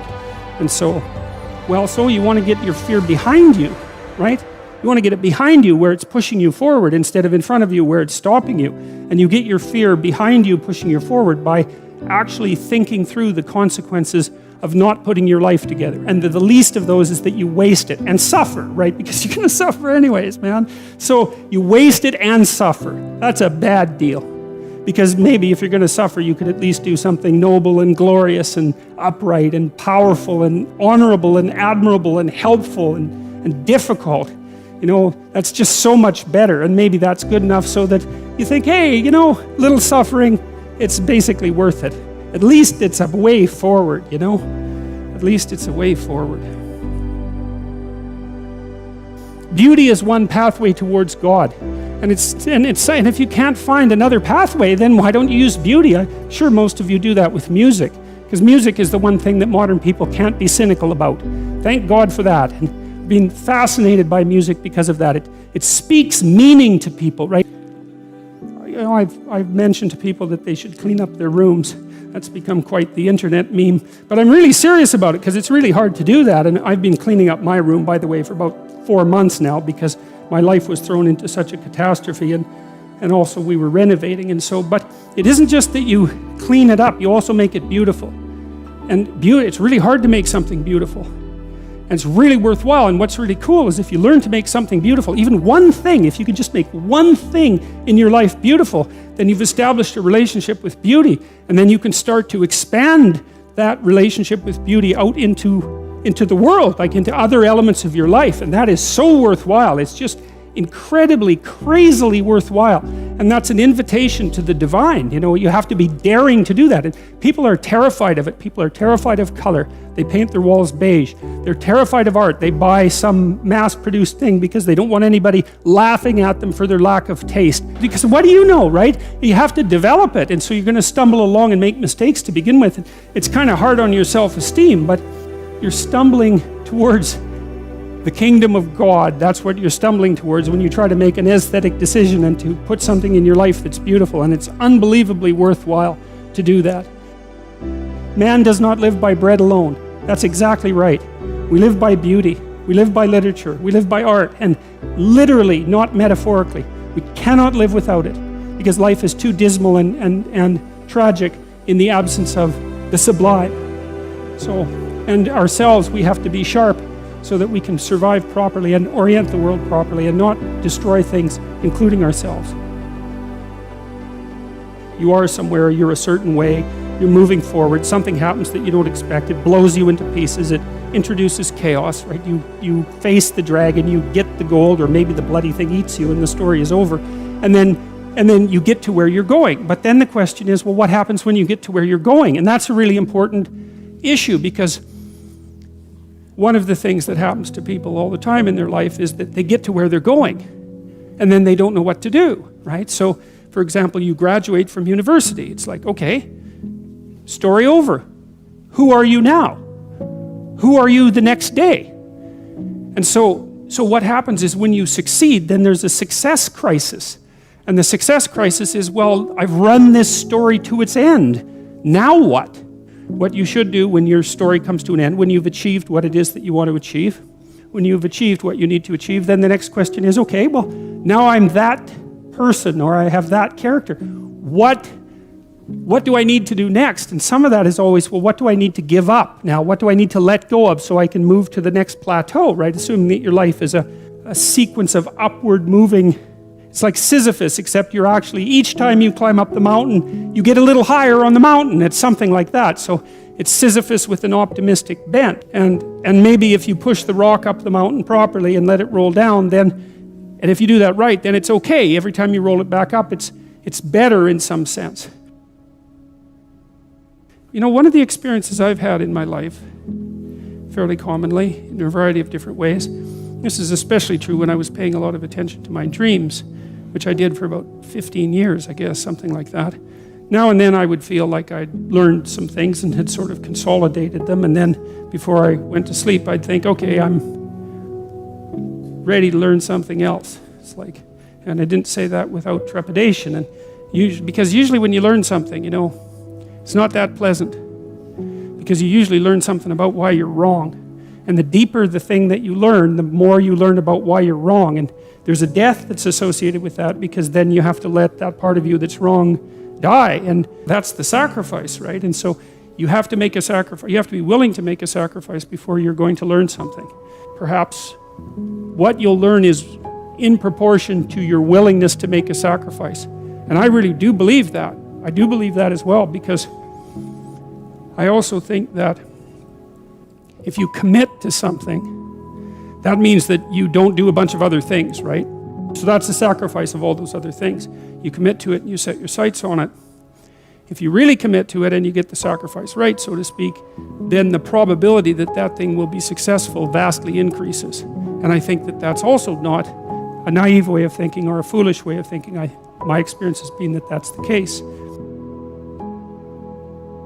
One of the things I've noticed time and time again is that whenever I talk about the relationship between responsibility and meaning, the crowds that I'm talking to go silent. Say, look, you need a meaning to sustain you through the vicissitudes of life. Okay, well, try to debate that. It's like, is life painful? Yes. Is it anxiety provoking? Yes. Is it uncertain? Yes.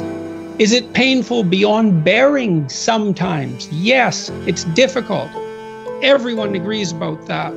Now, they might disagree about how difficult, but that doesn't matter. That the central point holds. Okay, what if you think that's all pointless? Well, that doesn't seem very helpful.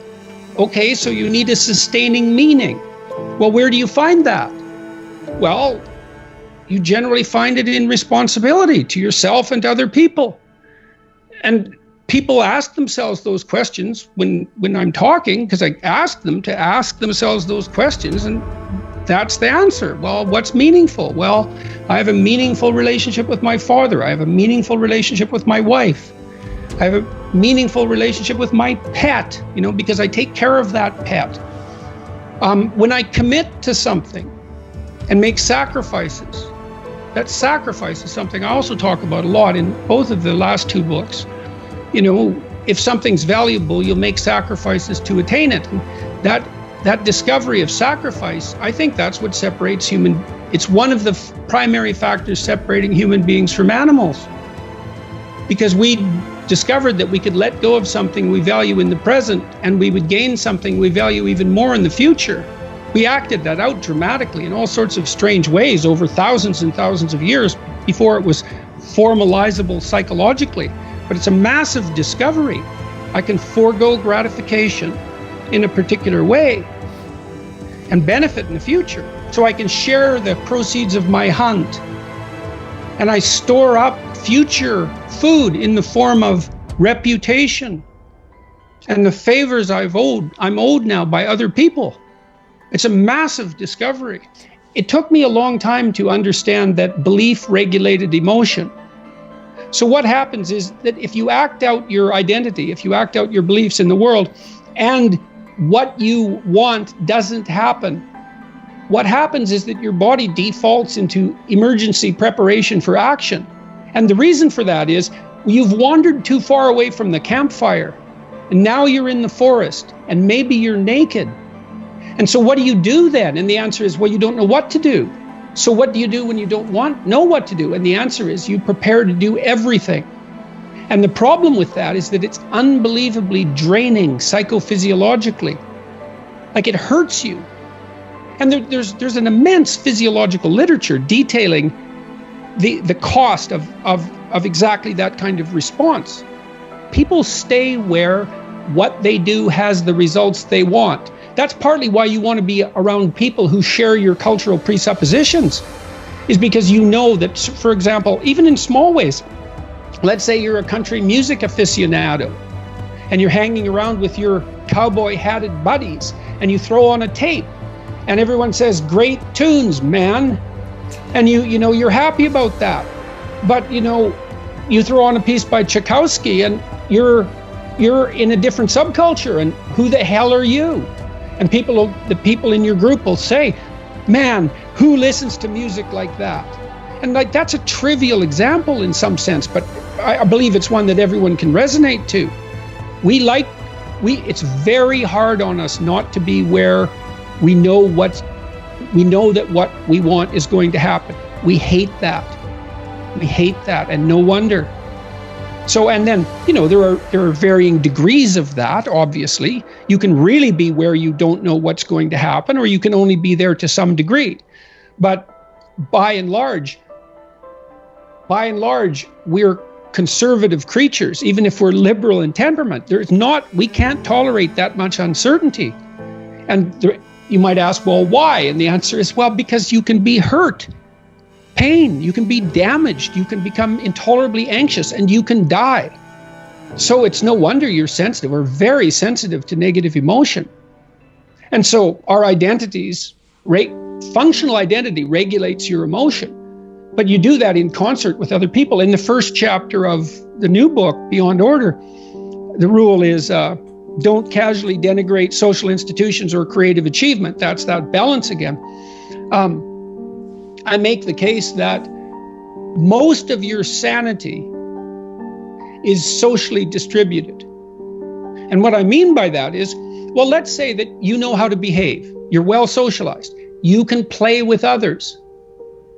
Now, I said already in this conversation, if you didn't learn to play with others between the time you were 2 and 4, you will never learn. And psychologists have beat their heads against the wall trying to rehabilitate antisocial children. They can't do it after the age of 4. Well, it seems to be partly because the kids fall farther and farther behind. So let's say you make the leap from egocentric dependence on your mother at 2 and 3 to immersion in a peer group. Well, then you pick peers that are at your same developmental level, and you chase each other up the developmental ladder. And the longer you're out of that, the farther you fall behind. And so, you know, 5-year-old kids might come across another 5-year-old kid who tends to cry too much if they don't get their way. And they'll say, we don't want to play with the baby.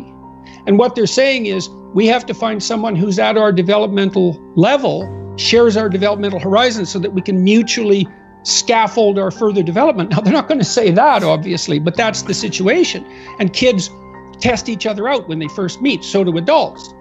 Game. Can you play? Are you playing at the same level as me? I'm playing my game at the level that will further my development. Can you play along with me? If not, well, maybe you're lower in status and I can pull you up as a mentor. Maybe you're higher in status and I can learn from you. But if you're a peer, we can play together. Anyways, if you're acceptable to your peers and you behave well, they'll accept you. And then they tell you all the time if you're acting appropriately. You know, if your jokes are funny, if you're dominating the conversation, if you're bringing something of value to the table.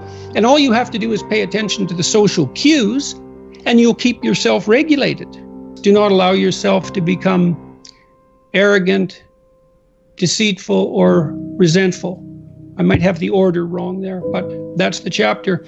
Yeah, it opens with a discussion of why you would get resentful. It's like, well, culture's arrayed against you, so you're the target of tyrannical forces that are beyond your control. They're arbitrary. They don't work in your interest, at least not entirely. And the more eccentric you are, let's say, the more tyrannical culture will be to you. And so you're stuck with that. And then nature conspires to destroy you constantly and is going to do that with pain and anxiety and aging. And then there's the uncontrollability and darkness of your own psyche. And everyone faces those. Now, we face the positive elements of those too, the beneficence of culture, the beauty of nature, the glory of the human spirit. That's there as well. You have reasons to be deceitful, resentful, and arrogant, but it's not a good game unless you want to produce hell. You know, I took the idea that we were supposed to learn something from the horrors of the Second World War seriously. Never forget. Okay, you can't remember what you don't understand. So what are we supposed to remember? What are we remembering? The fact that all these people were murdered? No, we're supposed to remember that that was a revelation of the genocidal nature of the human psyche. That's partly why I'm so impressed, let's say, with the story of Cain and Abel. I dealt with that in my biblical lecture series and in my writings. You know, the first two human beings, according to the book upon which our culture is predicated for better or worse, the first two human beings, brothers, the adversary and the hero, the archetypal adversary and the hero, put right at the beginning of that amazing book. It's the beginning of history. Cain's sacrifices are rejected by God. Okay, well, how do we understand that? That's easy once you know the key. You make sacrifices to make the future better. Well, what if that doesn't pay off? Well, you know, think about that. You know what that's like. You endeavor to do something, and it doesn't work. You're not appreciated for who you are. You fail. Maybe you failed despite your best efforts. Well, are you rejected by God? Well, it's as if you're rejected by God. Does it make you resentful? Does it make you bitter? Does it make you want to pull down the successful? Does it make you want to pull down the successful out of spite? Does it make you want to pull down the successful out of cosmic spite? The answer to that happens to be yes. You shake your fist at God. You say, oh, I'm going to harm those whom you blessed. And no wonder. It's no wonder. You know, it's harsh that the rewards of life are indiscriminately distributed. It's hard on everyone. But it doesn't help. It doesn't help to become bitter. And it's not like I don't understand the temptation.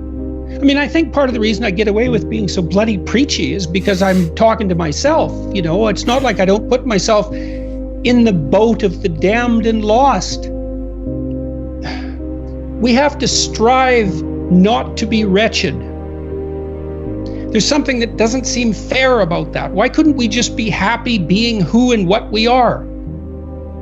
Why is it that we're punished if we don't strive? Well, I don't know. We're negentropic organisms, right? I mean, we have to maintain this incredible complexity in the face of a dissipating universe. It requires effort. It's the second law of thermodynamics, I believe. That's why we have to strive. Well, why is the world constituted that way? I guess it's an infantile paradisal wish in some regard. Couldn't we just be rewarded for who we are? I can understand that. But I don't think that it works. I don't think that's how things I don't think things function like that. And I don't think probably in the final analysis we really want them to. I don't know if anyone enjoys undeserved reward. You know, it feels kind of creepy, doesn't it, to be rewarded for something you didn't do? The positive emotion that we find sustaining is experienced in relationship to an unachieved goal. It's hope that drives us forward. We want something, and if we see ourselves moving towards that, then we're in the grip of the positive emotion that we find sustaining. It isn't the attainment. Attainment is satiating. Attainment shuts down the system that has been striving for that particular object of attainment. If you're hungry and you eat, you stop being hungry. Now, that's good because the hunger is gone, but that whole frame disappears. You can no longer strive within that frame, and you need a new frame to strive towards. And so technically, and this is well established as far as I'm concerned, we even know the drugs that people abuse, cocaine, let's say amphetamines, the ones that are potent sources of positive emotion, activate the system that regulates our emotional response to evidence that we're moving towards a desired goal. So cocaine, for example, is an exhilarating drug. It makes you feel that things are worthwhile because it hijacks the system that does indicate that things are worthwhile. So this is deeply, this striving aspect is deeply rooted in our biology, for obvious reasons. Pick something, aim at it. As you move toward it, you'll get wiser. Then maybe your aim will change. That's okay, but at least it'll change in an informed way. It's like discipline yourself in one dimension. See what happens. The best we have might not always work, but it's still the best we have. And the fact that it might not work doesn't mean we should throw it away. If you stand up and do something correctly, people who care about that sort of thing will notice. They will notice and they will open doors for you. That's how the world works. Don't underestimate the utility of proper action. The goal for young people is to turn themselves into someone, for each person to turn themselves into a person who stands up straight and who pays attention and who can think and who can speak and who can act in relationship to the highest good they can conceive of. And that, I believe that that's a way of being that's noble enough so that if it's enacted, it also takes the sting out of the tragedy of life. There's something noble about bearing up under a heavy load. And human beings have a heavy load, there's no doubt about it. Now the question is, can you build yourself up into something that's strong enough to lift that without complaint and without corruption? Well, that's a noble goal. That's what young people should be doing. They should have a conception of who they could be. And that conception should be something like, if I could be like that, everything would be worthwhile. That's what you want to aim at, because you want to make everything worthwhile. And so do it. Money has done as much for you as it can do by the time you can pay your bills. It's like, well, define wealth. All right, that's easy. Heat in the winter, air conditioning in the summer, running water, right? Reliable shelter, and the provision of high quality food. Once you've got those, and then we could add to that, access to all the world's information. Okay, everyone has that virtually, unless you've fallen right out of society. Maybe we could add reasonable access to healthcare to that, although for most people, especially if they're young and healthy, that's irrelevant. But once you have those first 6 things, indoor plumbing, for example, you're already overwhelmingly rich by historical and even worldwide standards. You're already in the top 0.1% of all the human beings that have ever lived. And incremental movement past that just doesn't make that much difference, you know. So maybe you have a 10-year-old Hyundai Sonata. I have one of those. It's like, well, I could have a McLaren. But the incremental difference when we're stuck in a traffic jam is 0. So the radical leftists overestimate the utility of wealth in relationship to its capacity to solve the fundamental problems that beset human beings. So rich people get cancer, rich people get divorced, rich people get estranged from their children, they develop drug and alcohol problems. Like they're sued constantly for what they're doing. They're engaged in legal battles, and their lives tend to be extraordinarily complex because it's not easy to handle money. It disappears, man, if you don't keep an eye on it, if you're not watching it and monitoring it and earning it, generally speaking, it disappears. And that most family fortunes disappear in 3 generations. And most Fortune 500 companies only last 30 years. And there is a 1%, but it churns, you know. The 1% 10 years ago, they're not the same people that are the 1% now. People don't understand very well, because they don't look into it at all, is that most of the people who are in the 1% are old. So what do you want to be? You want to be young and poor, old and rich. Yeah. You know, like what happens is, if you're lucky as you move through life, you trade your youth for security, roughly speaking. But you know, you're 75 and you have $5 million. Well, yeah, okay, you're 75. And of course the amount of wealth people have accumulates as they get older. Well, you know, if the person is fortunate and sensible, because they save up their money and they've had much more time to work. And so most of these things are multivariate problems, right? Why is there a 1%? Well, because the patriarchy is oppressive. It's like, yeah, okay, that accounts for 5% of the variance, or 10% of the variance if you want to really like push your argument. But then all sorts of other things kick in. Health is a good one, and intellectual power and conscientiousness and good luck and social network and timing is a huge part of it, and a lot of that's just random. Yeah. There's endless numbers of contributors to wealth disparity, not the oppression of the patriarchy. Jesus, you know, people who think that should be embarrassed at their stupidity. And the reason I'm saying that is because you don't really start talking that way till you've been educated a little bit. But to turn everything into a univariate problem, like a one variable problem, it's the hallmark of a tremendously ignorant and weak mind, because things are complicated. And so are the solutions. Man, things are complicated enough, but the solutions are even worse.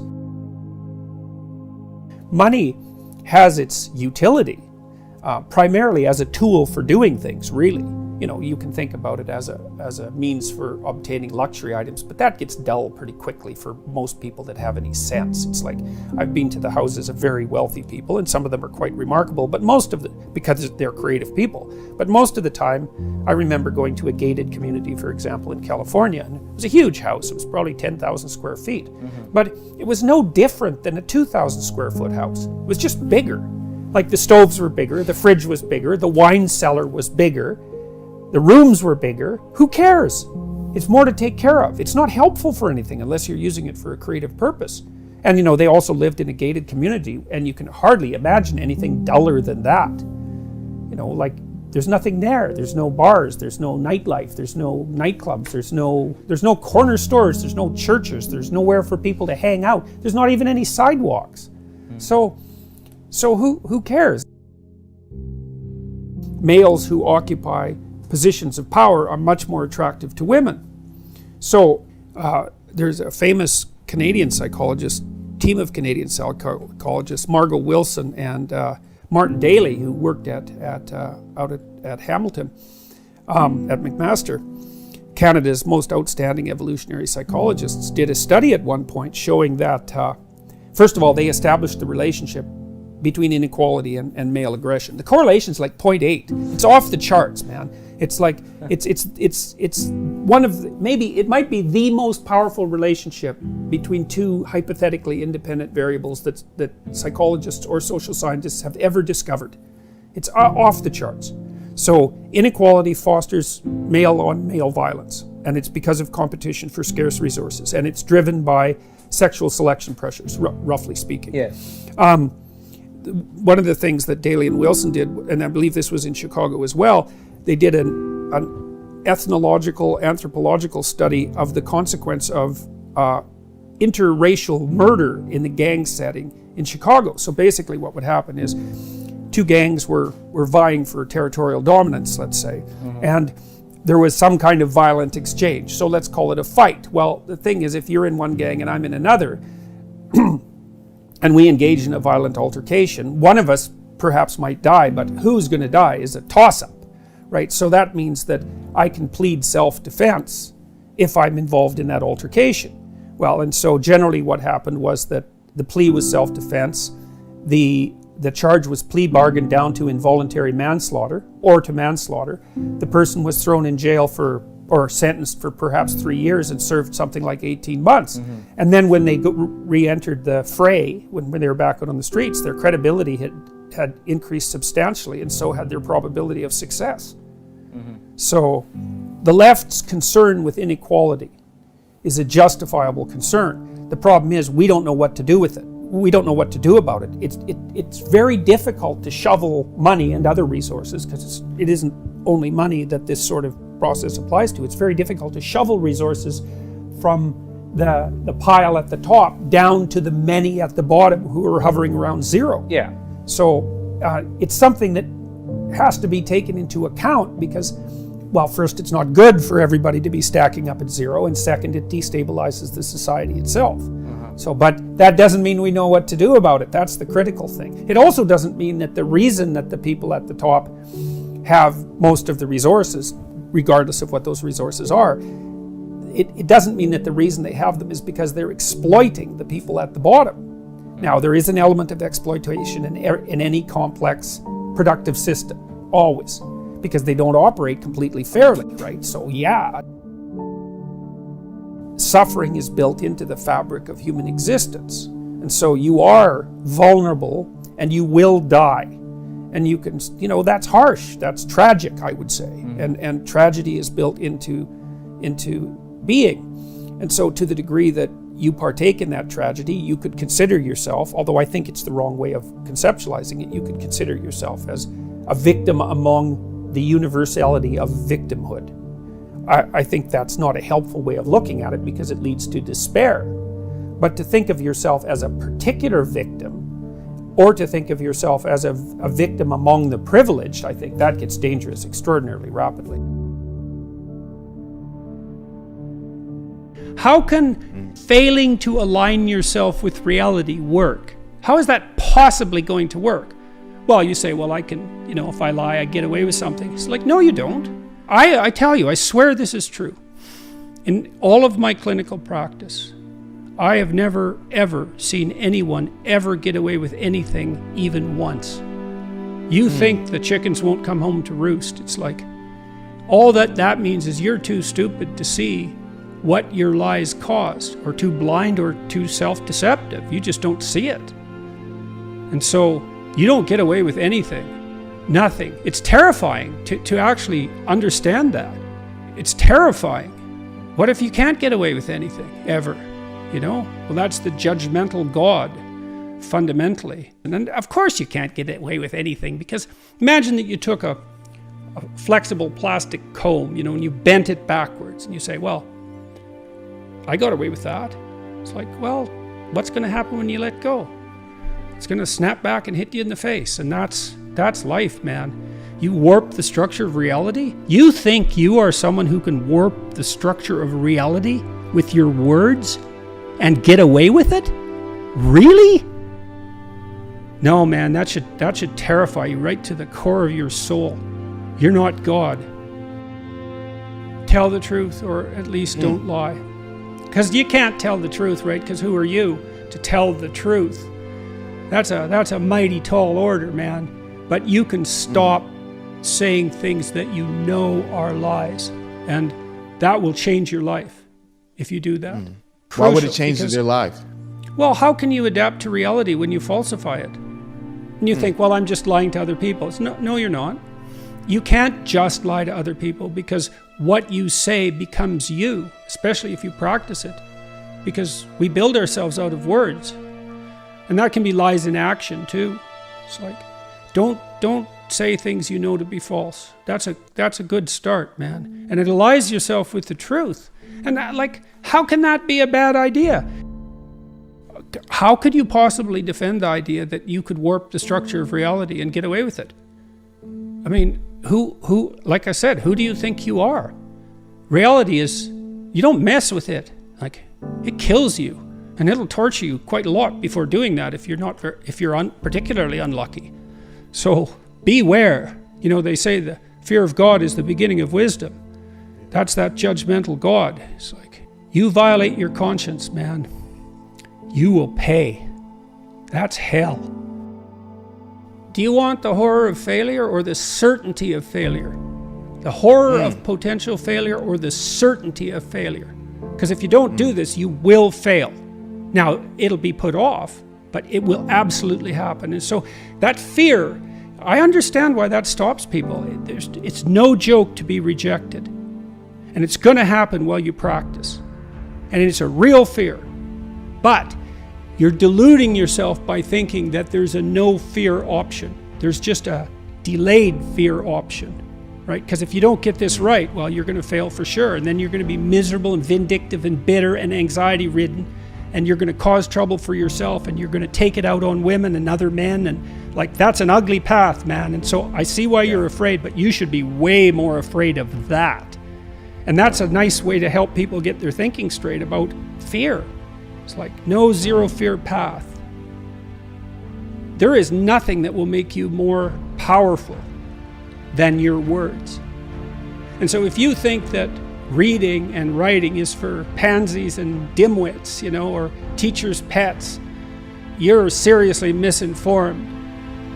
And so, you know, I talk to people like Jocko Willink, and Jocko's as tough a guy as you could ever hope to encounter about literacy, and a number of other people too who are also seriously tough guys.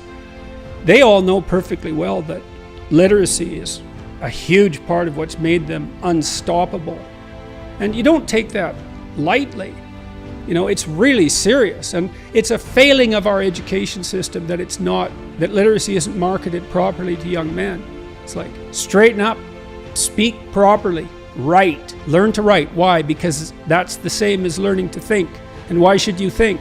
Well, because you won't do as many stupid things and your horizons will widen. And then too, when you need to entice people along your journey, hopefully somewhere good, you'll be able to do it because you'll be compelling. Let's say the marketing association between toughness and dangerousness and literacy. There's something wrong about that, we think, some weird way, and that's wrong. It's like, sure, you should be physically tough, and you should be tough in your temperament, as well as having the capacity for play and compassion. You know, that has to be developed too. But that's not enough. And I don't care how tough you are physically, you're nowhere near as tough as you would be if you were physically tough and really literate. And then you're an unstoppable force, and hopefully for good. And that's a much tougher battle than, you know, being tough for your own idiotic, selfish ends. That's just pathetic. And so get your words together and then see what you can do. And don't be thinking that that's somehow beneath you. That just means you're stupid that you think that. You don't know anything. You think that. It's wrong. And you're limiting yourself so much you can't even imagine it. You might not even figure it out till you're 60 and then it's too late. So read, write, think. Why should you read? Well, do you want to be stupid? Do you want to be stupid? What happens when you're stupid? You walk into walls because you don't see them. And if someone comes along who's more educated than you, more literate and cannier, you'll lose, man. You'll lose. And you'll lose too because you can't think properly. So you won't aim at the right things, and you won't be informed by the great individuals of the past. And you need that. We're historical creatures. This isn't optional. It helps you become who you could be. It helps you move out into the world and have your great adventure. And to bring people along. God only knows what you can do if you've got your words lined up properly. And young men would listen to that if someone who knew what they were talking about was telling them that. There's no safe path. There's a noble path. There's an honorable path. There's no safe path. And possibly you wouldn't want that anyways because, well, who are you exactly, you know? Look at you, you know, warrior stock. Every single one of your ancestors has stayed alive for 3.5 billion years. It's like, good work, man. That's a lot. And so, what makes you so sure you're built for safety? What makes you so sure that that's what we should strive for? And then if you want adventure, I'll tell you what an adventure is. You tell the truth as nearly as you can, and you'll have the adventure of your life. That's for sure. And that isn't trying to fit in because you're naive or, because you're too afraid to lie. That doesn't make you telling the truth if you're too afraid to lie. That's, in a cowardly sort of way. There's a wise way of being too afraid to lie. It's lies that turn competence into tyranny. So don't lie unless you want to be an incompetent tyrant. And you think that's easier. It's like, in some ways, I suppose, it's easier because you can slide into that, but existentially, it's hell. And hell has this weird quality because it feels like it's eternal. If you have your sights set on a goal, you'll move towards it if you break the steps down small enough so that even someone as useless as you will do it. And that also requires a fair bit of humility, because what you might find, especially if you're avoiding something, is that the step you are actually willing to take is so small that you're embarrassed to admit it to yourself, so you won't take any steps at all. Well, that's completely counterproductive, and the reason that's not proper thinking, let's say, or productive thinking, is that, well, small steps get bigger real fast, and it doesn't matter where you start. If you're doubling your utility every few weeks, who cares where you start? It starts to take off real quick. So you don't want to be embarrassed. You don't want to be so embarrassed by where you are that it stops you from becoming who you could be. And that's tough. It can be that's real tough. I'm not making light of that. I see exactly why people avoid, but it's not a good solution. So for assertiveness, that's what you do. And maybe you practice maybe they're afraid to ask a woman for her phone number. And so you practice that.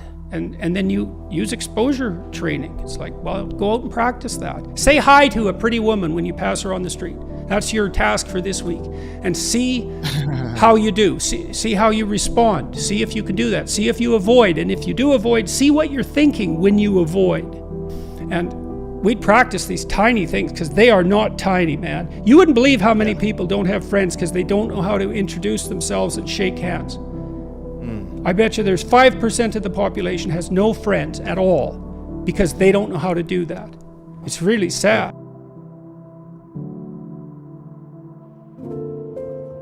There's an unrecognized danger of our technology. I don't suppose it's entirely unrecognized, but the miracle of memory is not that we remember. The miracle of memory is that we forget. Amen. And that we only remember what is necessary. And because we can forget, we don't drag the past along with us, right? So we can get free of the past. Like, all you need is 3 sleepless nights to understand what kind of hell life would be if you couldn't dispense with the past. Because each night when you sleep, you dispense with that day. And that renews you. And so that story of descent into the depths and redemption, I mean, that's part of our natural biological rhythm. That's the descent into unconsciousness at night, into deep sleep, and then our reawakening in the morning. And that's associated with solar mythology, with the setting of the sun and the rising of the sun. All that's tangled together, but that definitely does renew us, and it enables us to start afresh in the morning. The problem with technology, is that it's becoming increasingly difficult to shed our past. And without that, you can't redeem yourself. And that is a mistake. It is a problem, because everyone makes mistakes, and everyone makes mistakes all the time. And you might ask yourself, well, why isn't it appropriate for you to be crushed by the weight of your own stupidity? Given that it's immense and that you make all sorts of mistakes. Yeah, right. Well, no one can live under those conditions. We need to be able to let go and to forget and to forgive. Forgetting and remembering are very, very sophisticated cognitive processes. So normally what we do with an experience is we reduce it to its significance. Then we remember the significance and we let go of the details. When you write fiction, you don't write down every single thing a character does or thinks. That would bore your reader to death. You write down what's significant and important about what they're experiencing and about what they do. And if you get that right, then the story's interesting. We do the same thing with our own lives. Like, we boil our lives down to the gist of the story, and then we remember that. And then we're not crushed by the weight of the detailed recollection. And that's actually a consequence of very sophisticated psychological processing, that ability to reduce and forget. So one of the things you do in therapy, for example, so if you have a memory, for example, that's more than 18 months old, for technical reasons I won't go into, and it still produces a negative emotion when it comes to mind, whether voluntarily or involuntarily, then that memory has information in it that has not yet been unpacked. So imagine the purpose of your memory is to extract wisdom from the past that you can apply to the future, so that you don't do the same stupid thing over and over, or so that you repeat things that worked well. That's the purpose of memory, not recollection as such. It's the extraction of wisdom, the lesson. Well, if you have a memory that's more than 18 months old and it's still hurting you, making you anxious, disappointed, ashamed, guilty, any of that, it means that you have not undertaken the complex process of analyzing that memory, pulling out from it the moral and dispensing with the details. So that's why you say in the book, you have a bad memory, it won't leave you alone. Write it out. Write it into write it out. Yep, write it out, write it out. Everything you can remember about it. Star Wars. There is Darth Vader all dressed in black. You know he's a bad guy the minute he walks in. Then you have the reluctant hero, Skywalker. Then you kind of have everybody else, that are on the side of the Empire. Are they doing it out of fear, or do they actually believe it? You know, you're either on this side or that side, and you can't move, and nobody moves. Nobody wants to recognize, they're on the wrong side. Nobody's making a case. They're just killing each other. There is a growth of the reluctant hero in all stories. There is this arc of that hero, and they something happens and they change and they become heroic, but they're not heroes. And so many people don't think that they have what it takes. They're not the hero. And the people who are standing around are looking and just following the crowd. How do you get, or what's happening to us, to where so many people are seeing what's going on? How do you get people to recognize and then have the courage to stand? You've taken a beating. Nobody wants to do that. Why is that worth it, and how do you get there? Well, I think it's worth it because I believe the alternative is worse. I mean, that's why I think it's worth it. It's a decision that you make to stay silent when you have something to say. You don't know what it is within you that requires your voice, right? Because you feel, I have something to say. It's like, well, where does that come from exactly, that feeling that you have something to say? You're disgruntled at work and you're choking on your own bile because the situation is not just in your estimation. You're dying to say something, but you won't. Well, you'll die if you don't say it. Maybe it's a death of 1,000 cuts. I don't like deferred punishment. I'd rather take it now and keep the future clean, which is why I encourage people to have the fights now. Not to hide things in the fog for later, because they grow and metastasize. It's better to confront what you need to confront when it's small and when you have some possibility of victory. The instinct for meaning is a genuine instinct, and it underlies even our attention. It's unbelievably deep. It's the deepest thing about us. What if that meaning instinct goes wrong? It's like, yeah, what if? What if? Okay, how do you make it go wrong? Lie and see what happens. Because you'll pathologize that instinct and then you're lost. So if you understand that, there isn't anything more frightening than understanding that. Because your stability as an entity, as a soul, is dependent on your relationship with that instinct for meaning. And if you pathologize that with deceit, you will find yourself in the hands of things that you do not want to be in the hands of. Put it that way. If you tell the truth to the best of your ability, then you can trust your instincts to some degree, to the greatest degree that you're capable of, and then that can help orient you in the world properly. You can rely on your instincts if you don't pathologize the information that you're feeding yourself. So, if you want to live in harmony with yourself, which you would assume to be somewhat desirable rather than right. Hellish disharmony, then don't feed yourself what's indigestible, and certainly don't warp the world around you with deceit to be deceitful. It's extraordinarily damaging and dangerous. where do you find the hope and the strength to continue to fight, or for those who are listening, to get the motivation to stand up and say what's on their mind? People have to have a dialogue with their own conscience. Imagine that you get upset with something when you recognize an obstacle in your path, and then imagine that you need a path and that you've chosen reasonably wisely, let's say, not perfectly, but reasonably wisely.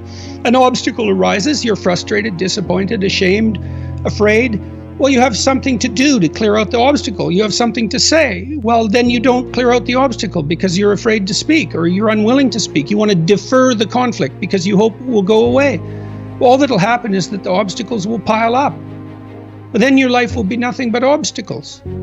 Well, you need to know that. You have to ask yourself if you believe that's true. If it's true, then you don't want to remain silent. Imagine too that as you remain silent, you get smaller because you're not manifesting the courage necessary to live by your own standards. And the problem gets bigger. Well, if you're not going to speak now, what makes you think you're going to be more prepared in the future? Why is that going to happen? When does that ever happen? Generally what happens is people cave very rapidly and they apologize like mad, even if they haven't done anything wrong. And I think that's a mistake.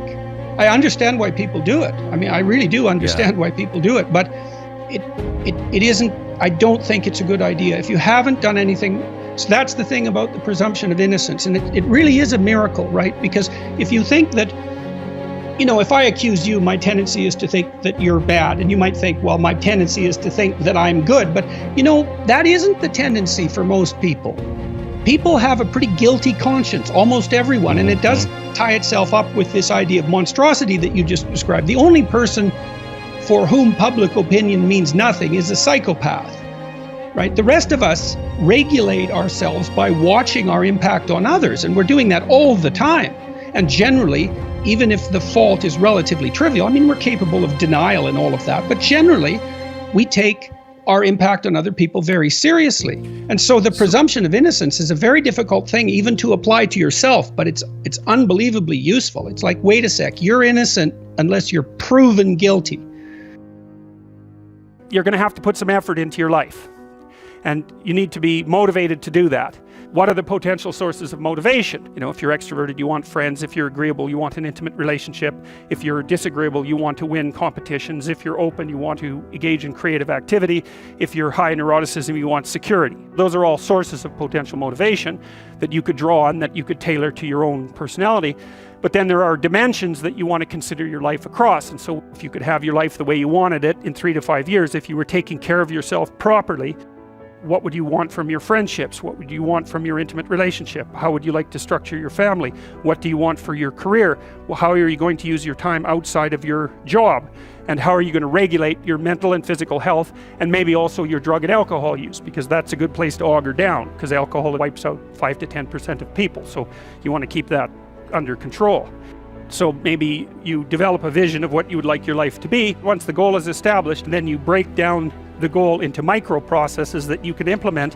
The micro processes become rewarding in relation to their causal association with the goal, and that tangles in your incentive reward system, and that's the thing that keeps you moving forward. It produces positive emotion when it can see you moving towards a valued goal. What's the implication of that? Better have a valued goal, because otherwise you can't get any positive motivation working out. And so the more valuable the goal, in principle, the more the micro processes associated with that goal start to take on a positive charge. And so what that means is, well, you get up in the morning and you're excited about the day, you're ready to go. And so as far as I can tell, what you do is you specify your long-term ideal.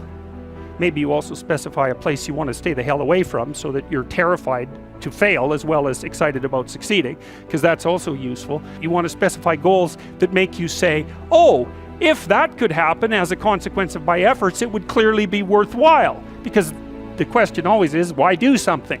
Because doing nothing is easy. You just sit there and you don't do anything. That's real easy. The question is, why would you ever do anything?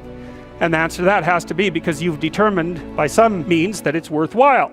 And then the next question might be, well, where should you look for worthwhile things? And one would be, well, you could consult your own temperament.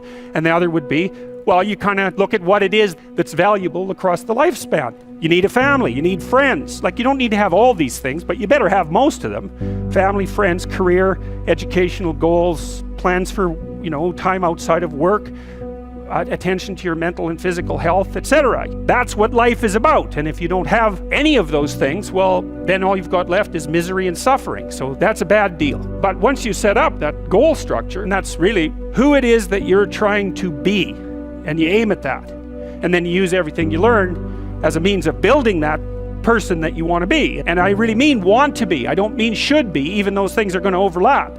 And specify your damn goals, because how are you going to hit something if you don't know what it is? That isn't going to happen. And often people won't specify their goals too, because they don't like to specify conditions for failure. So if you keep yourself all vague and foggy, which is real easy, because that's just a matter of not doing as well, then you don't know when you fail. And people might say, well, I really don't want to know when I fail because that's painful. So I'll keep myself blind about when I fail. That's fine, except you'll fail all the time then. You just won't know it until you've failed so badly that you're done. And that can easily happen by the time you're 40. I would recommend that you don't let that happen. So that's willful blindness, right? You could have known, but you chose not to.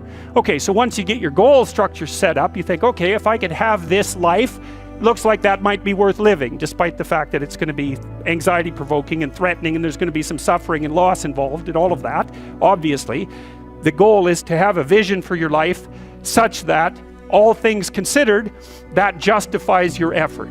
Then you turn down to the micro routines. It's like, okay, well, this is what I'm aiming for. How does that instantiate itself day to day, week to week, month to month? And that's where something like a schedule can be unbelievably useful. Google Calendar. It's like, make a damn schedule and stick to it. Okay, so what's the rule with the schedule? It's not a bloody prison. Well, what kind of schedule are you setting up? I have to do this, then I have to do this, then I have to do this. And then I just go play video games, because who wants to do all these things that I have to do? It's like, wrong. Set the damn schedule up so that you have the day you want.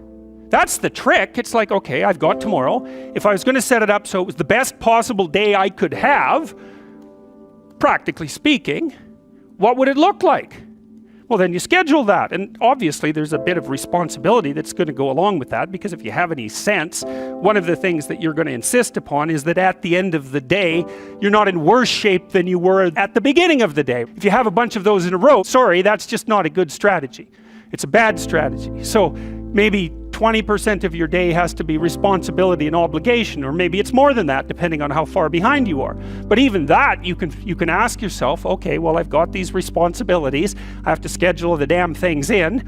What's the right ratio of responsibility to reward? And you can ask yourself that, just like you'd negotiate with someone who is working for you. It's like, okay, you got to work tomorrow. And you might say, okay, well, what are you going to do for me that makes it likely that I'll work for you?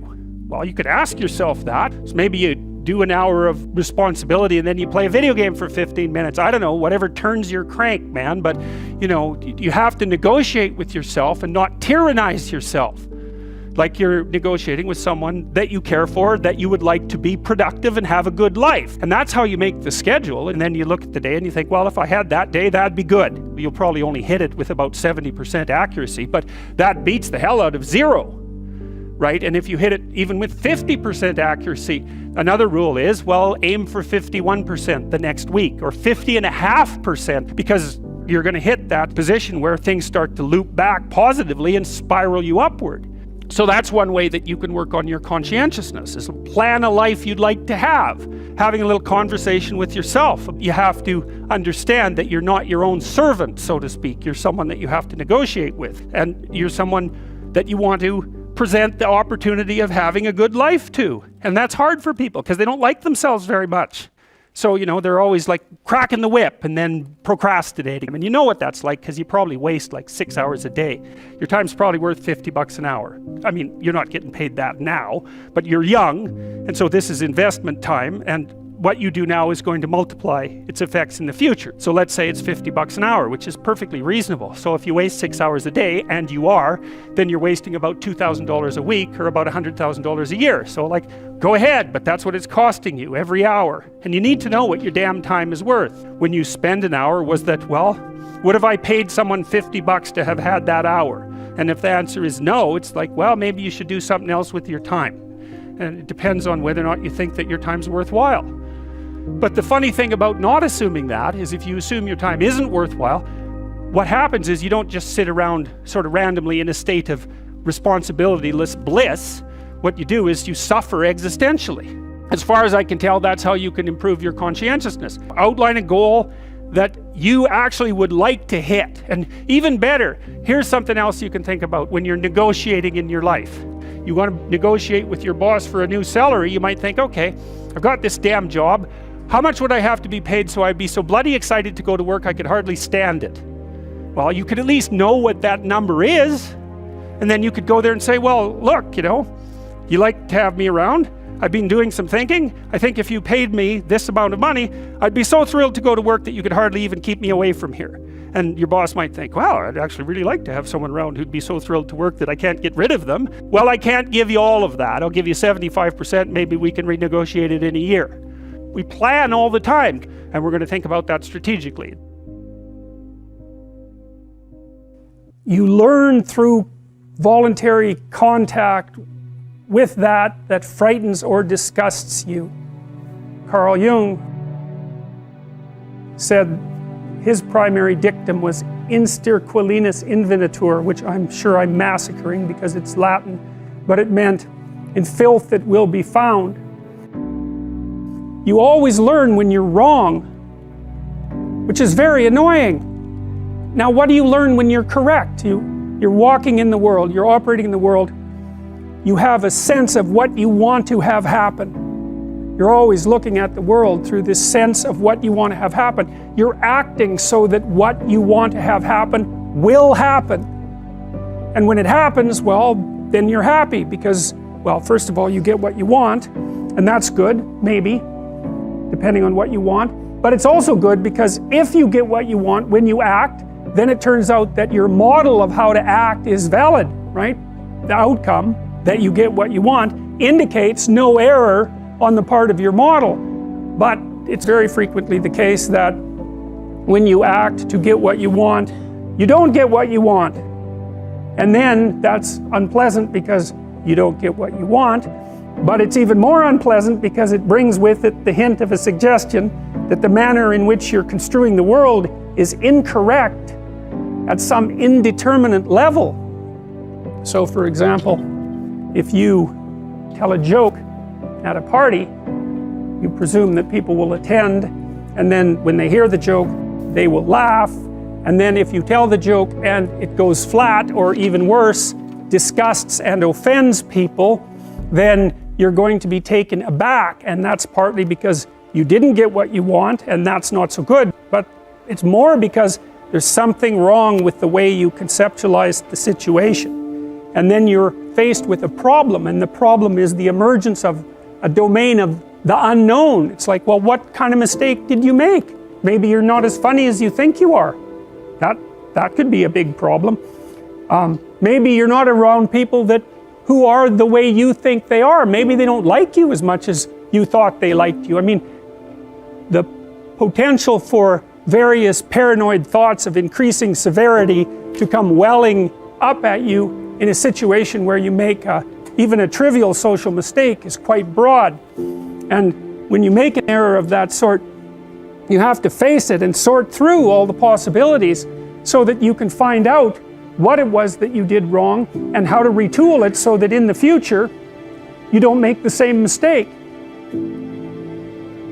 You have nothing to rely on in your life that's more crucial to your success as you move through life than your character and your personality. That's what you bring to every situation. And the more sophisticated you are in relationship to yourself and others, the more you understand people, the deeper you understand the nature of your own being, the more likely it is that you're going to proceed through your life in a manner that will make you pleased to exist rather than displeased to exist. As you interact with other people, you inevitably tell them what you want and what you don't want. When they give you what you want and what you admire, you respond positively to them, you pay attention to them, you smile at them, you focus your thoughts on them, you interact with them, and you reward them for acting in a particular manner. And when they don't respond the way that you want, then you punish them with a look, or by turning away, or by rejecting their friendship, or when you're a child, by refusing to play with them. And so we're engaged in the co-creation of personalities, our own and others. And that also brings up the same question. What is it that we are all collectively trying to be and trying to create? Honest communication between two people can produce personality transformation. And you know, you might think, well, you kind of know that already, because there's something very engaging about a deep, honest conversation where you're able to say things that you wouldn't normally say, where you're being listened to by someone who's actually listening to you and you're listening to them. And in the conversation, you're moving both of you further to a different point. That's different than a conversation where you're right and you're trying to convince me, or I'm right and I'm trying to convince you, which I would say is the typical conversation. The healing conversation is more, well, what's up with you? You know, how are you doing? How's your life going? What sort of problems are you facing? What do you think about those problems? Can you conceptualize what a solution might be? Is there a way we could figure out how to get there? You know, it's a problem-solving conversation, and it's predicated on the presupposition that the person that you're conversing with has the capacity to grow in a positive direction if they so choose. There's lots of different places that you can act in the world, and there's lots of different ways you can look at it and survive. That's why you can be a plumber and a lawyer and an engineer, and those all work, right? Even though they're very different modes of being. And you can have different personalities and survive, as long as you're capable of finding the place where your particular filters and behavioral proclivities match the demand of the environment. And a huge part, I would say, of successful adaptation is precisely that. I believe that you need to know what the world is made of, and I suppose that's the proper domain of science, but then you need to know how to act. And that's a whole different thing. And you need to know how to act. That's the thing you need to know most of anything, because of course you're a living creature, and action in relationship to desired goals is everything to you. And you can think about that from a Darwinian perspective. You have to act, at least so that you can survive, at least so that you can find a partner. That's life. And so part of the question is, well, how does the world look if you think about it as a place to act? And the answer isn't a place of value-free objects. That's not what the world looks like. And you can't act in a world of value-free objects because there's no way of choosing between them. If everything has zero value, why would you choose one thing over another? You live in a world where things present themselves to you as of different value. You make yourself out of the information that you gather in the world. So you're an exploring creature. You explore specifically when the maps that you're using in the world are no longer orienting yourself properly, when they're producing errors. You go out, gather information, and assemble yourself from the information that you discovered. There's some relationship between your personality and the manner in which your brain functions. I've often found it useful when I'm trying to remember something to have a story to hang the facts on. Otherwise you're faced with the necessity of doing nothing but memorization, and it isn't obvious to me that memorization actually constitutes knowledge. What constitutes knowledge is the generation of a cognitive structure that enables you to conduct yourself more appropriately in life. And so I suppose you might say that you could argue that a course in psychology, especially in personality, is a course in applied wisdom as well. assuming that wisdom is in part your capacity to understand yourselves so that you don't present too much of an intolerable mystery to yourself, and also to understand others so that you can predict their behavior, understand their motivations, negotiate with them, listen to them, and formulate joint games with them so that you can integrate yourself reasonably well with another person and with a family and in society. You have to figure out ways of simplifying the world, right? Because you just can't do everything. And so people are specialized. They have specialized niches that they occupy. You could think about them as social niches. A niche is a place where your particular skills would serve to maintain you. And so if you're extroverted, you're going to look for a social niche because you like to be around people. And if you're introverted, you're going to spend much more time on your own. And so if you're an introverted person, for example, you're going to want a job where you're not selling and where you're not surrounded by groups of people who are making social demands on you all the time, because it'll wear you out. Whereas if you're extroverted, that's just exactly what you want. And so the extrovert sees the world as a place of social opportunity, and the introvert sees the world as a place to retreat from and spend time alone.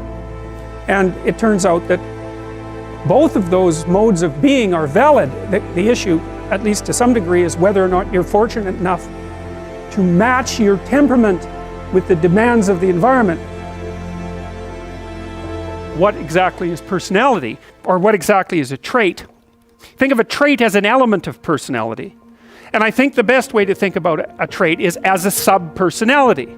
So you're made up of sub-personalities that are integrated into something vaguely resembling a unity, but the unity is diverse.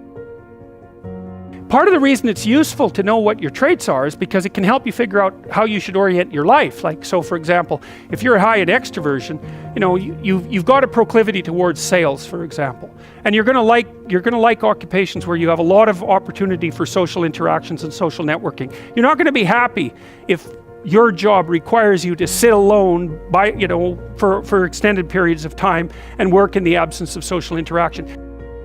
So, and you want to be in a position that capitalizes on your traits, because it's really difficult to work contrary to your traits. Imagine that you're looking for a stable partner, right? So you might think, well, what do you want in a stable partner? And at least in principle, one of the things you don't want is too much mismatch between you and that person. So for example, if you're really extroverted and you have a really introverted partner, you're going to engage in continual conflict about how much social activity the two of you should subject yourself to. And it's very, very difficult for people who widely differ on those dimensions to come to consensus, because it's not just a matter of opinion, right? It's really a matter of different, if you're looking at extremes, of really different types of people. And the thing about introverts is they just don't enjoy large-scale social interaction that much. One-on-one they're often fine, but in a group they don't like that, and it tires them out. Whereas a real extrovert, it's like you isolate them and they just wither on the vine, because a huge part of what actually motivates them in a positive way is tangled up with social interaction. And so if you're an agreeable person and you have a particularly disagreeable partner, you're also going to run into problems, because the agreeable person will say whatever you want whenever, and a disagreeable person will say, well, I'd like to know what the hell you want for a change, and be much more harsh and much more demanding in the situation. And the agreeable person is going to find the disagreeable person harsh and unpleasant, and the disagreeable person is going to find the agreeable person wishy-washy and unable to stand up for themselves. And again, that's actually one of the primary sources of tension between men and women, because women tend to be higher in agreeableness than men. Well, if you're conscientious, you're industrious and orderly. And orderly people seem to be sensitive to disgust. Industrious people find it unpleasant and unsettling to not be doing something. The industrious people can't stand sitting around doing nothing. In a community where everyone knows everyone, the people who work hard are going to be pretty irritated on a fairly chronic basis with the people who are completely unproductive. And my suspicions are that plenty of people who were completely unproductive in the history of the evolution of our species were wiped out by people who were unhappy with their lack of productivity. And so I think, generally speaking, human beings have this sense of ethical obligation with regards to one another to share labor. And people who are conscientious really, really feel that. So they feel bad if they're not busily working on something that's productive all the time. And so the advantage to being with someone conscientious is, well, they're going to work like mad, but the disadvantage is they're going to work like mad. So, you know, if you're looking for a partner that you want to relax with or have fun with, or who isn't uptight, then a conscientious person is probably not a very good choice. On the other hand, if you're a conscientious person and you're living with someone who's really unconscientious, that's good because they might be able to help you relax, but you're not going to be happy with them because they don't work nearly as hard as you do. So if you're a really orderly person and you live with a disorderly person, well, good luck getting along with them. They're going to regard you as like uptight and over concerned with details and unwilling to relax, that's for sure. And they're going to regard you as, well, just a bloody mess. And how can anyone possibly live with someone like you? So another reason why it's useful to understand your personality is because I think it gives you a better crack at finding someone that you can actually live with over the long run. And I don't think you want to live with someone who's exactly like you, because then both of you have the same strengths and weaknesses. And there's a bit of a problem there, right? Because maybe an agreeable person can use a bit of a disagreeable person around them to balance each other out, and vice versa, right? So we don't understand the optimal balance for long-term thriving in a relationship, but I think we do understand the fact that if you're too different in your traits, that where you're different is going to constitute a chronic source of conflict. If you're an extrovert, does being around groups of people make you energetic, or does it exhaust you? And if you're the sort of person that, you know, will go to a party and interact with 20 people, and then you have to go home and be by yourself for like 2 weeks, then you're introverted. Introverts are exhausted by social interactions. Extroverts are the opposite. They're energized by social interactions. And you know, you might be in the middle so that you can take it or leave it with regards to social interactions, but you're happy to go to them and you're happy to spend time by yourself. That's a pretty canonical question for extroversion versus introversion. It's a very stable trait, by the way. It manifests itself early in life, and it's stable across the age span. Not completely. Introverts can learn to be extroverted. The extroverts can learn to spend time on their own. I think that actually your capacity to expand your ability past the initial constraints of your biological temperament is something like the development of character or wisdom. You know, so if you're an introvert by nature and you learn how to be extroverted, then that expands your domain of competence. And if you're extroverted and you learn to be introverted, the same thing. Well, since you're extroverted, you value being with people. And so you're going to look at the world. For example, if you're extroverted, you come into a room like this, you think, oh, look, it's a whole field of opportunity for social interactions. And if you're introverted, you think, well, maybe I'll go sit up in the corner and hope everybody leaves me the hell alone. But so it's an a priori set of perceptual structures that you bring to bear on a whole sequence of environments. So for example, maybe you're high in openness versus low in openness. That's the creativity dimension. People who are high in openness tend to be artists and entrepreneurs. And open people will look at other people as opportunities to engage in interesting intellectual conversations. And so you can tell when you're talking to someone open, especially if they're very high in openness, because they're going to want to talk to you about ideas or about aesthetics. That's what it's going to go right away. So that's how they view you, as a source of that sort of conversation. That's how they view the landscape. Someone who's high in neuroticism, which is a negative emotion dimension, is more likely to view the world as a place of threats to be protected against, because they're more anxious and more prone to emotional pain. So that's the frame of reference issue. So there's something about underlying fundamental psychological traits that determine, or influence at least, your value structures, and they do it at the level of perception. They also tend to set your goals. So extroverted people have as one goal the opportunity to engage with other people. So extroverts love parties. They live for parties. They love to tell jokes as well. That's a very good behavioral marker of extroversion.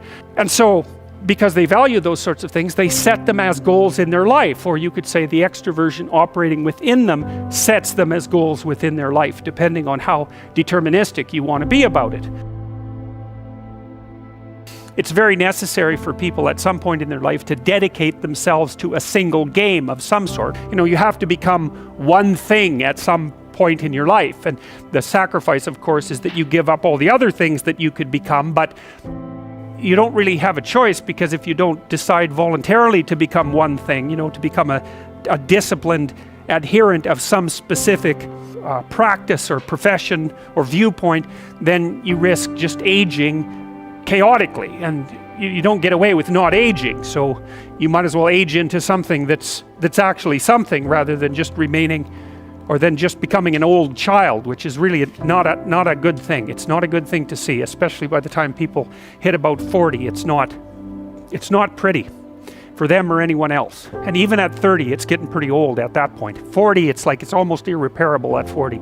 And the reason for that is you start running out of opportunities. When you're young and stupid, people don't care, because they think, well, you know, whatever, you've got decades of possibility still ready to unfold in you. But if you're in the same unspecified position at 40, people are much less forgiving, especially because if they're going to hire someone who doesn't know what's going on, or engage them in some sort of productive activity, they might as well take a chance on someone young and full of potential, rather than someone who's really lived more than half of their life already, because of course you have by the time you're 40.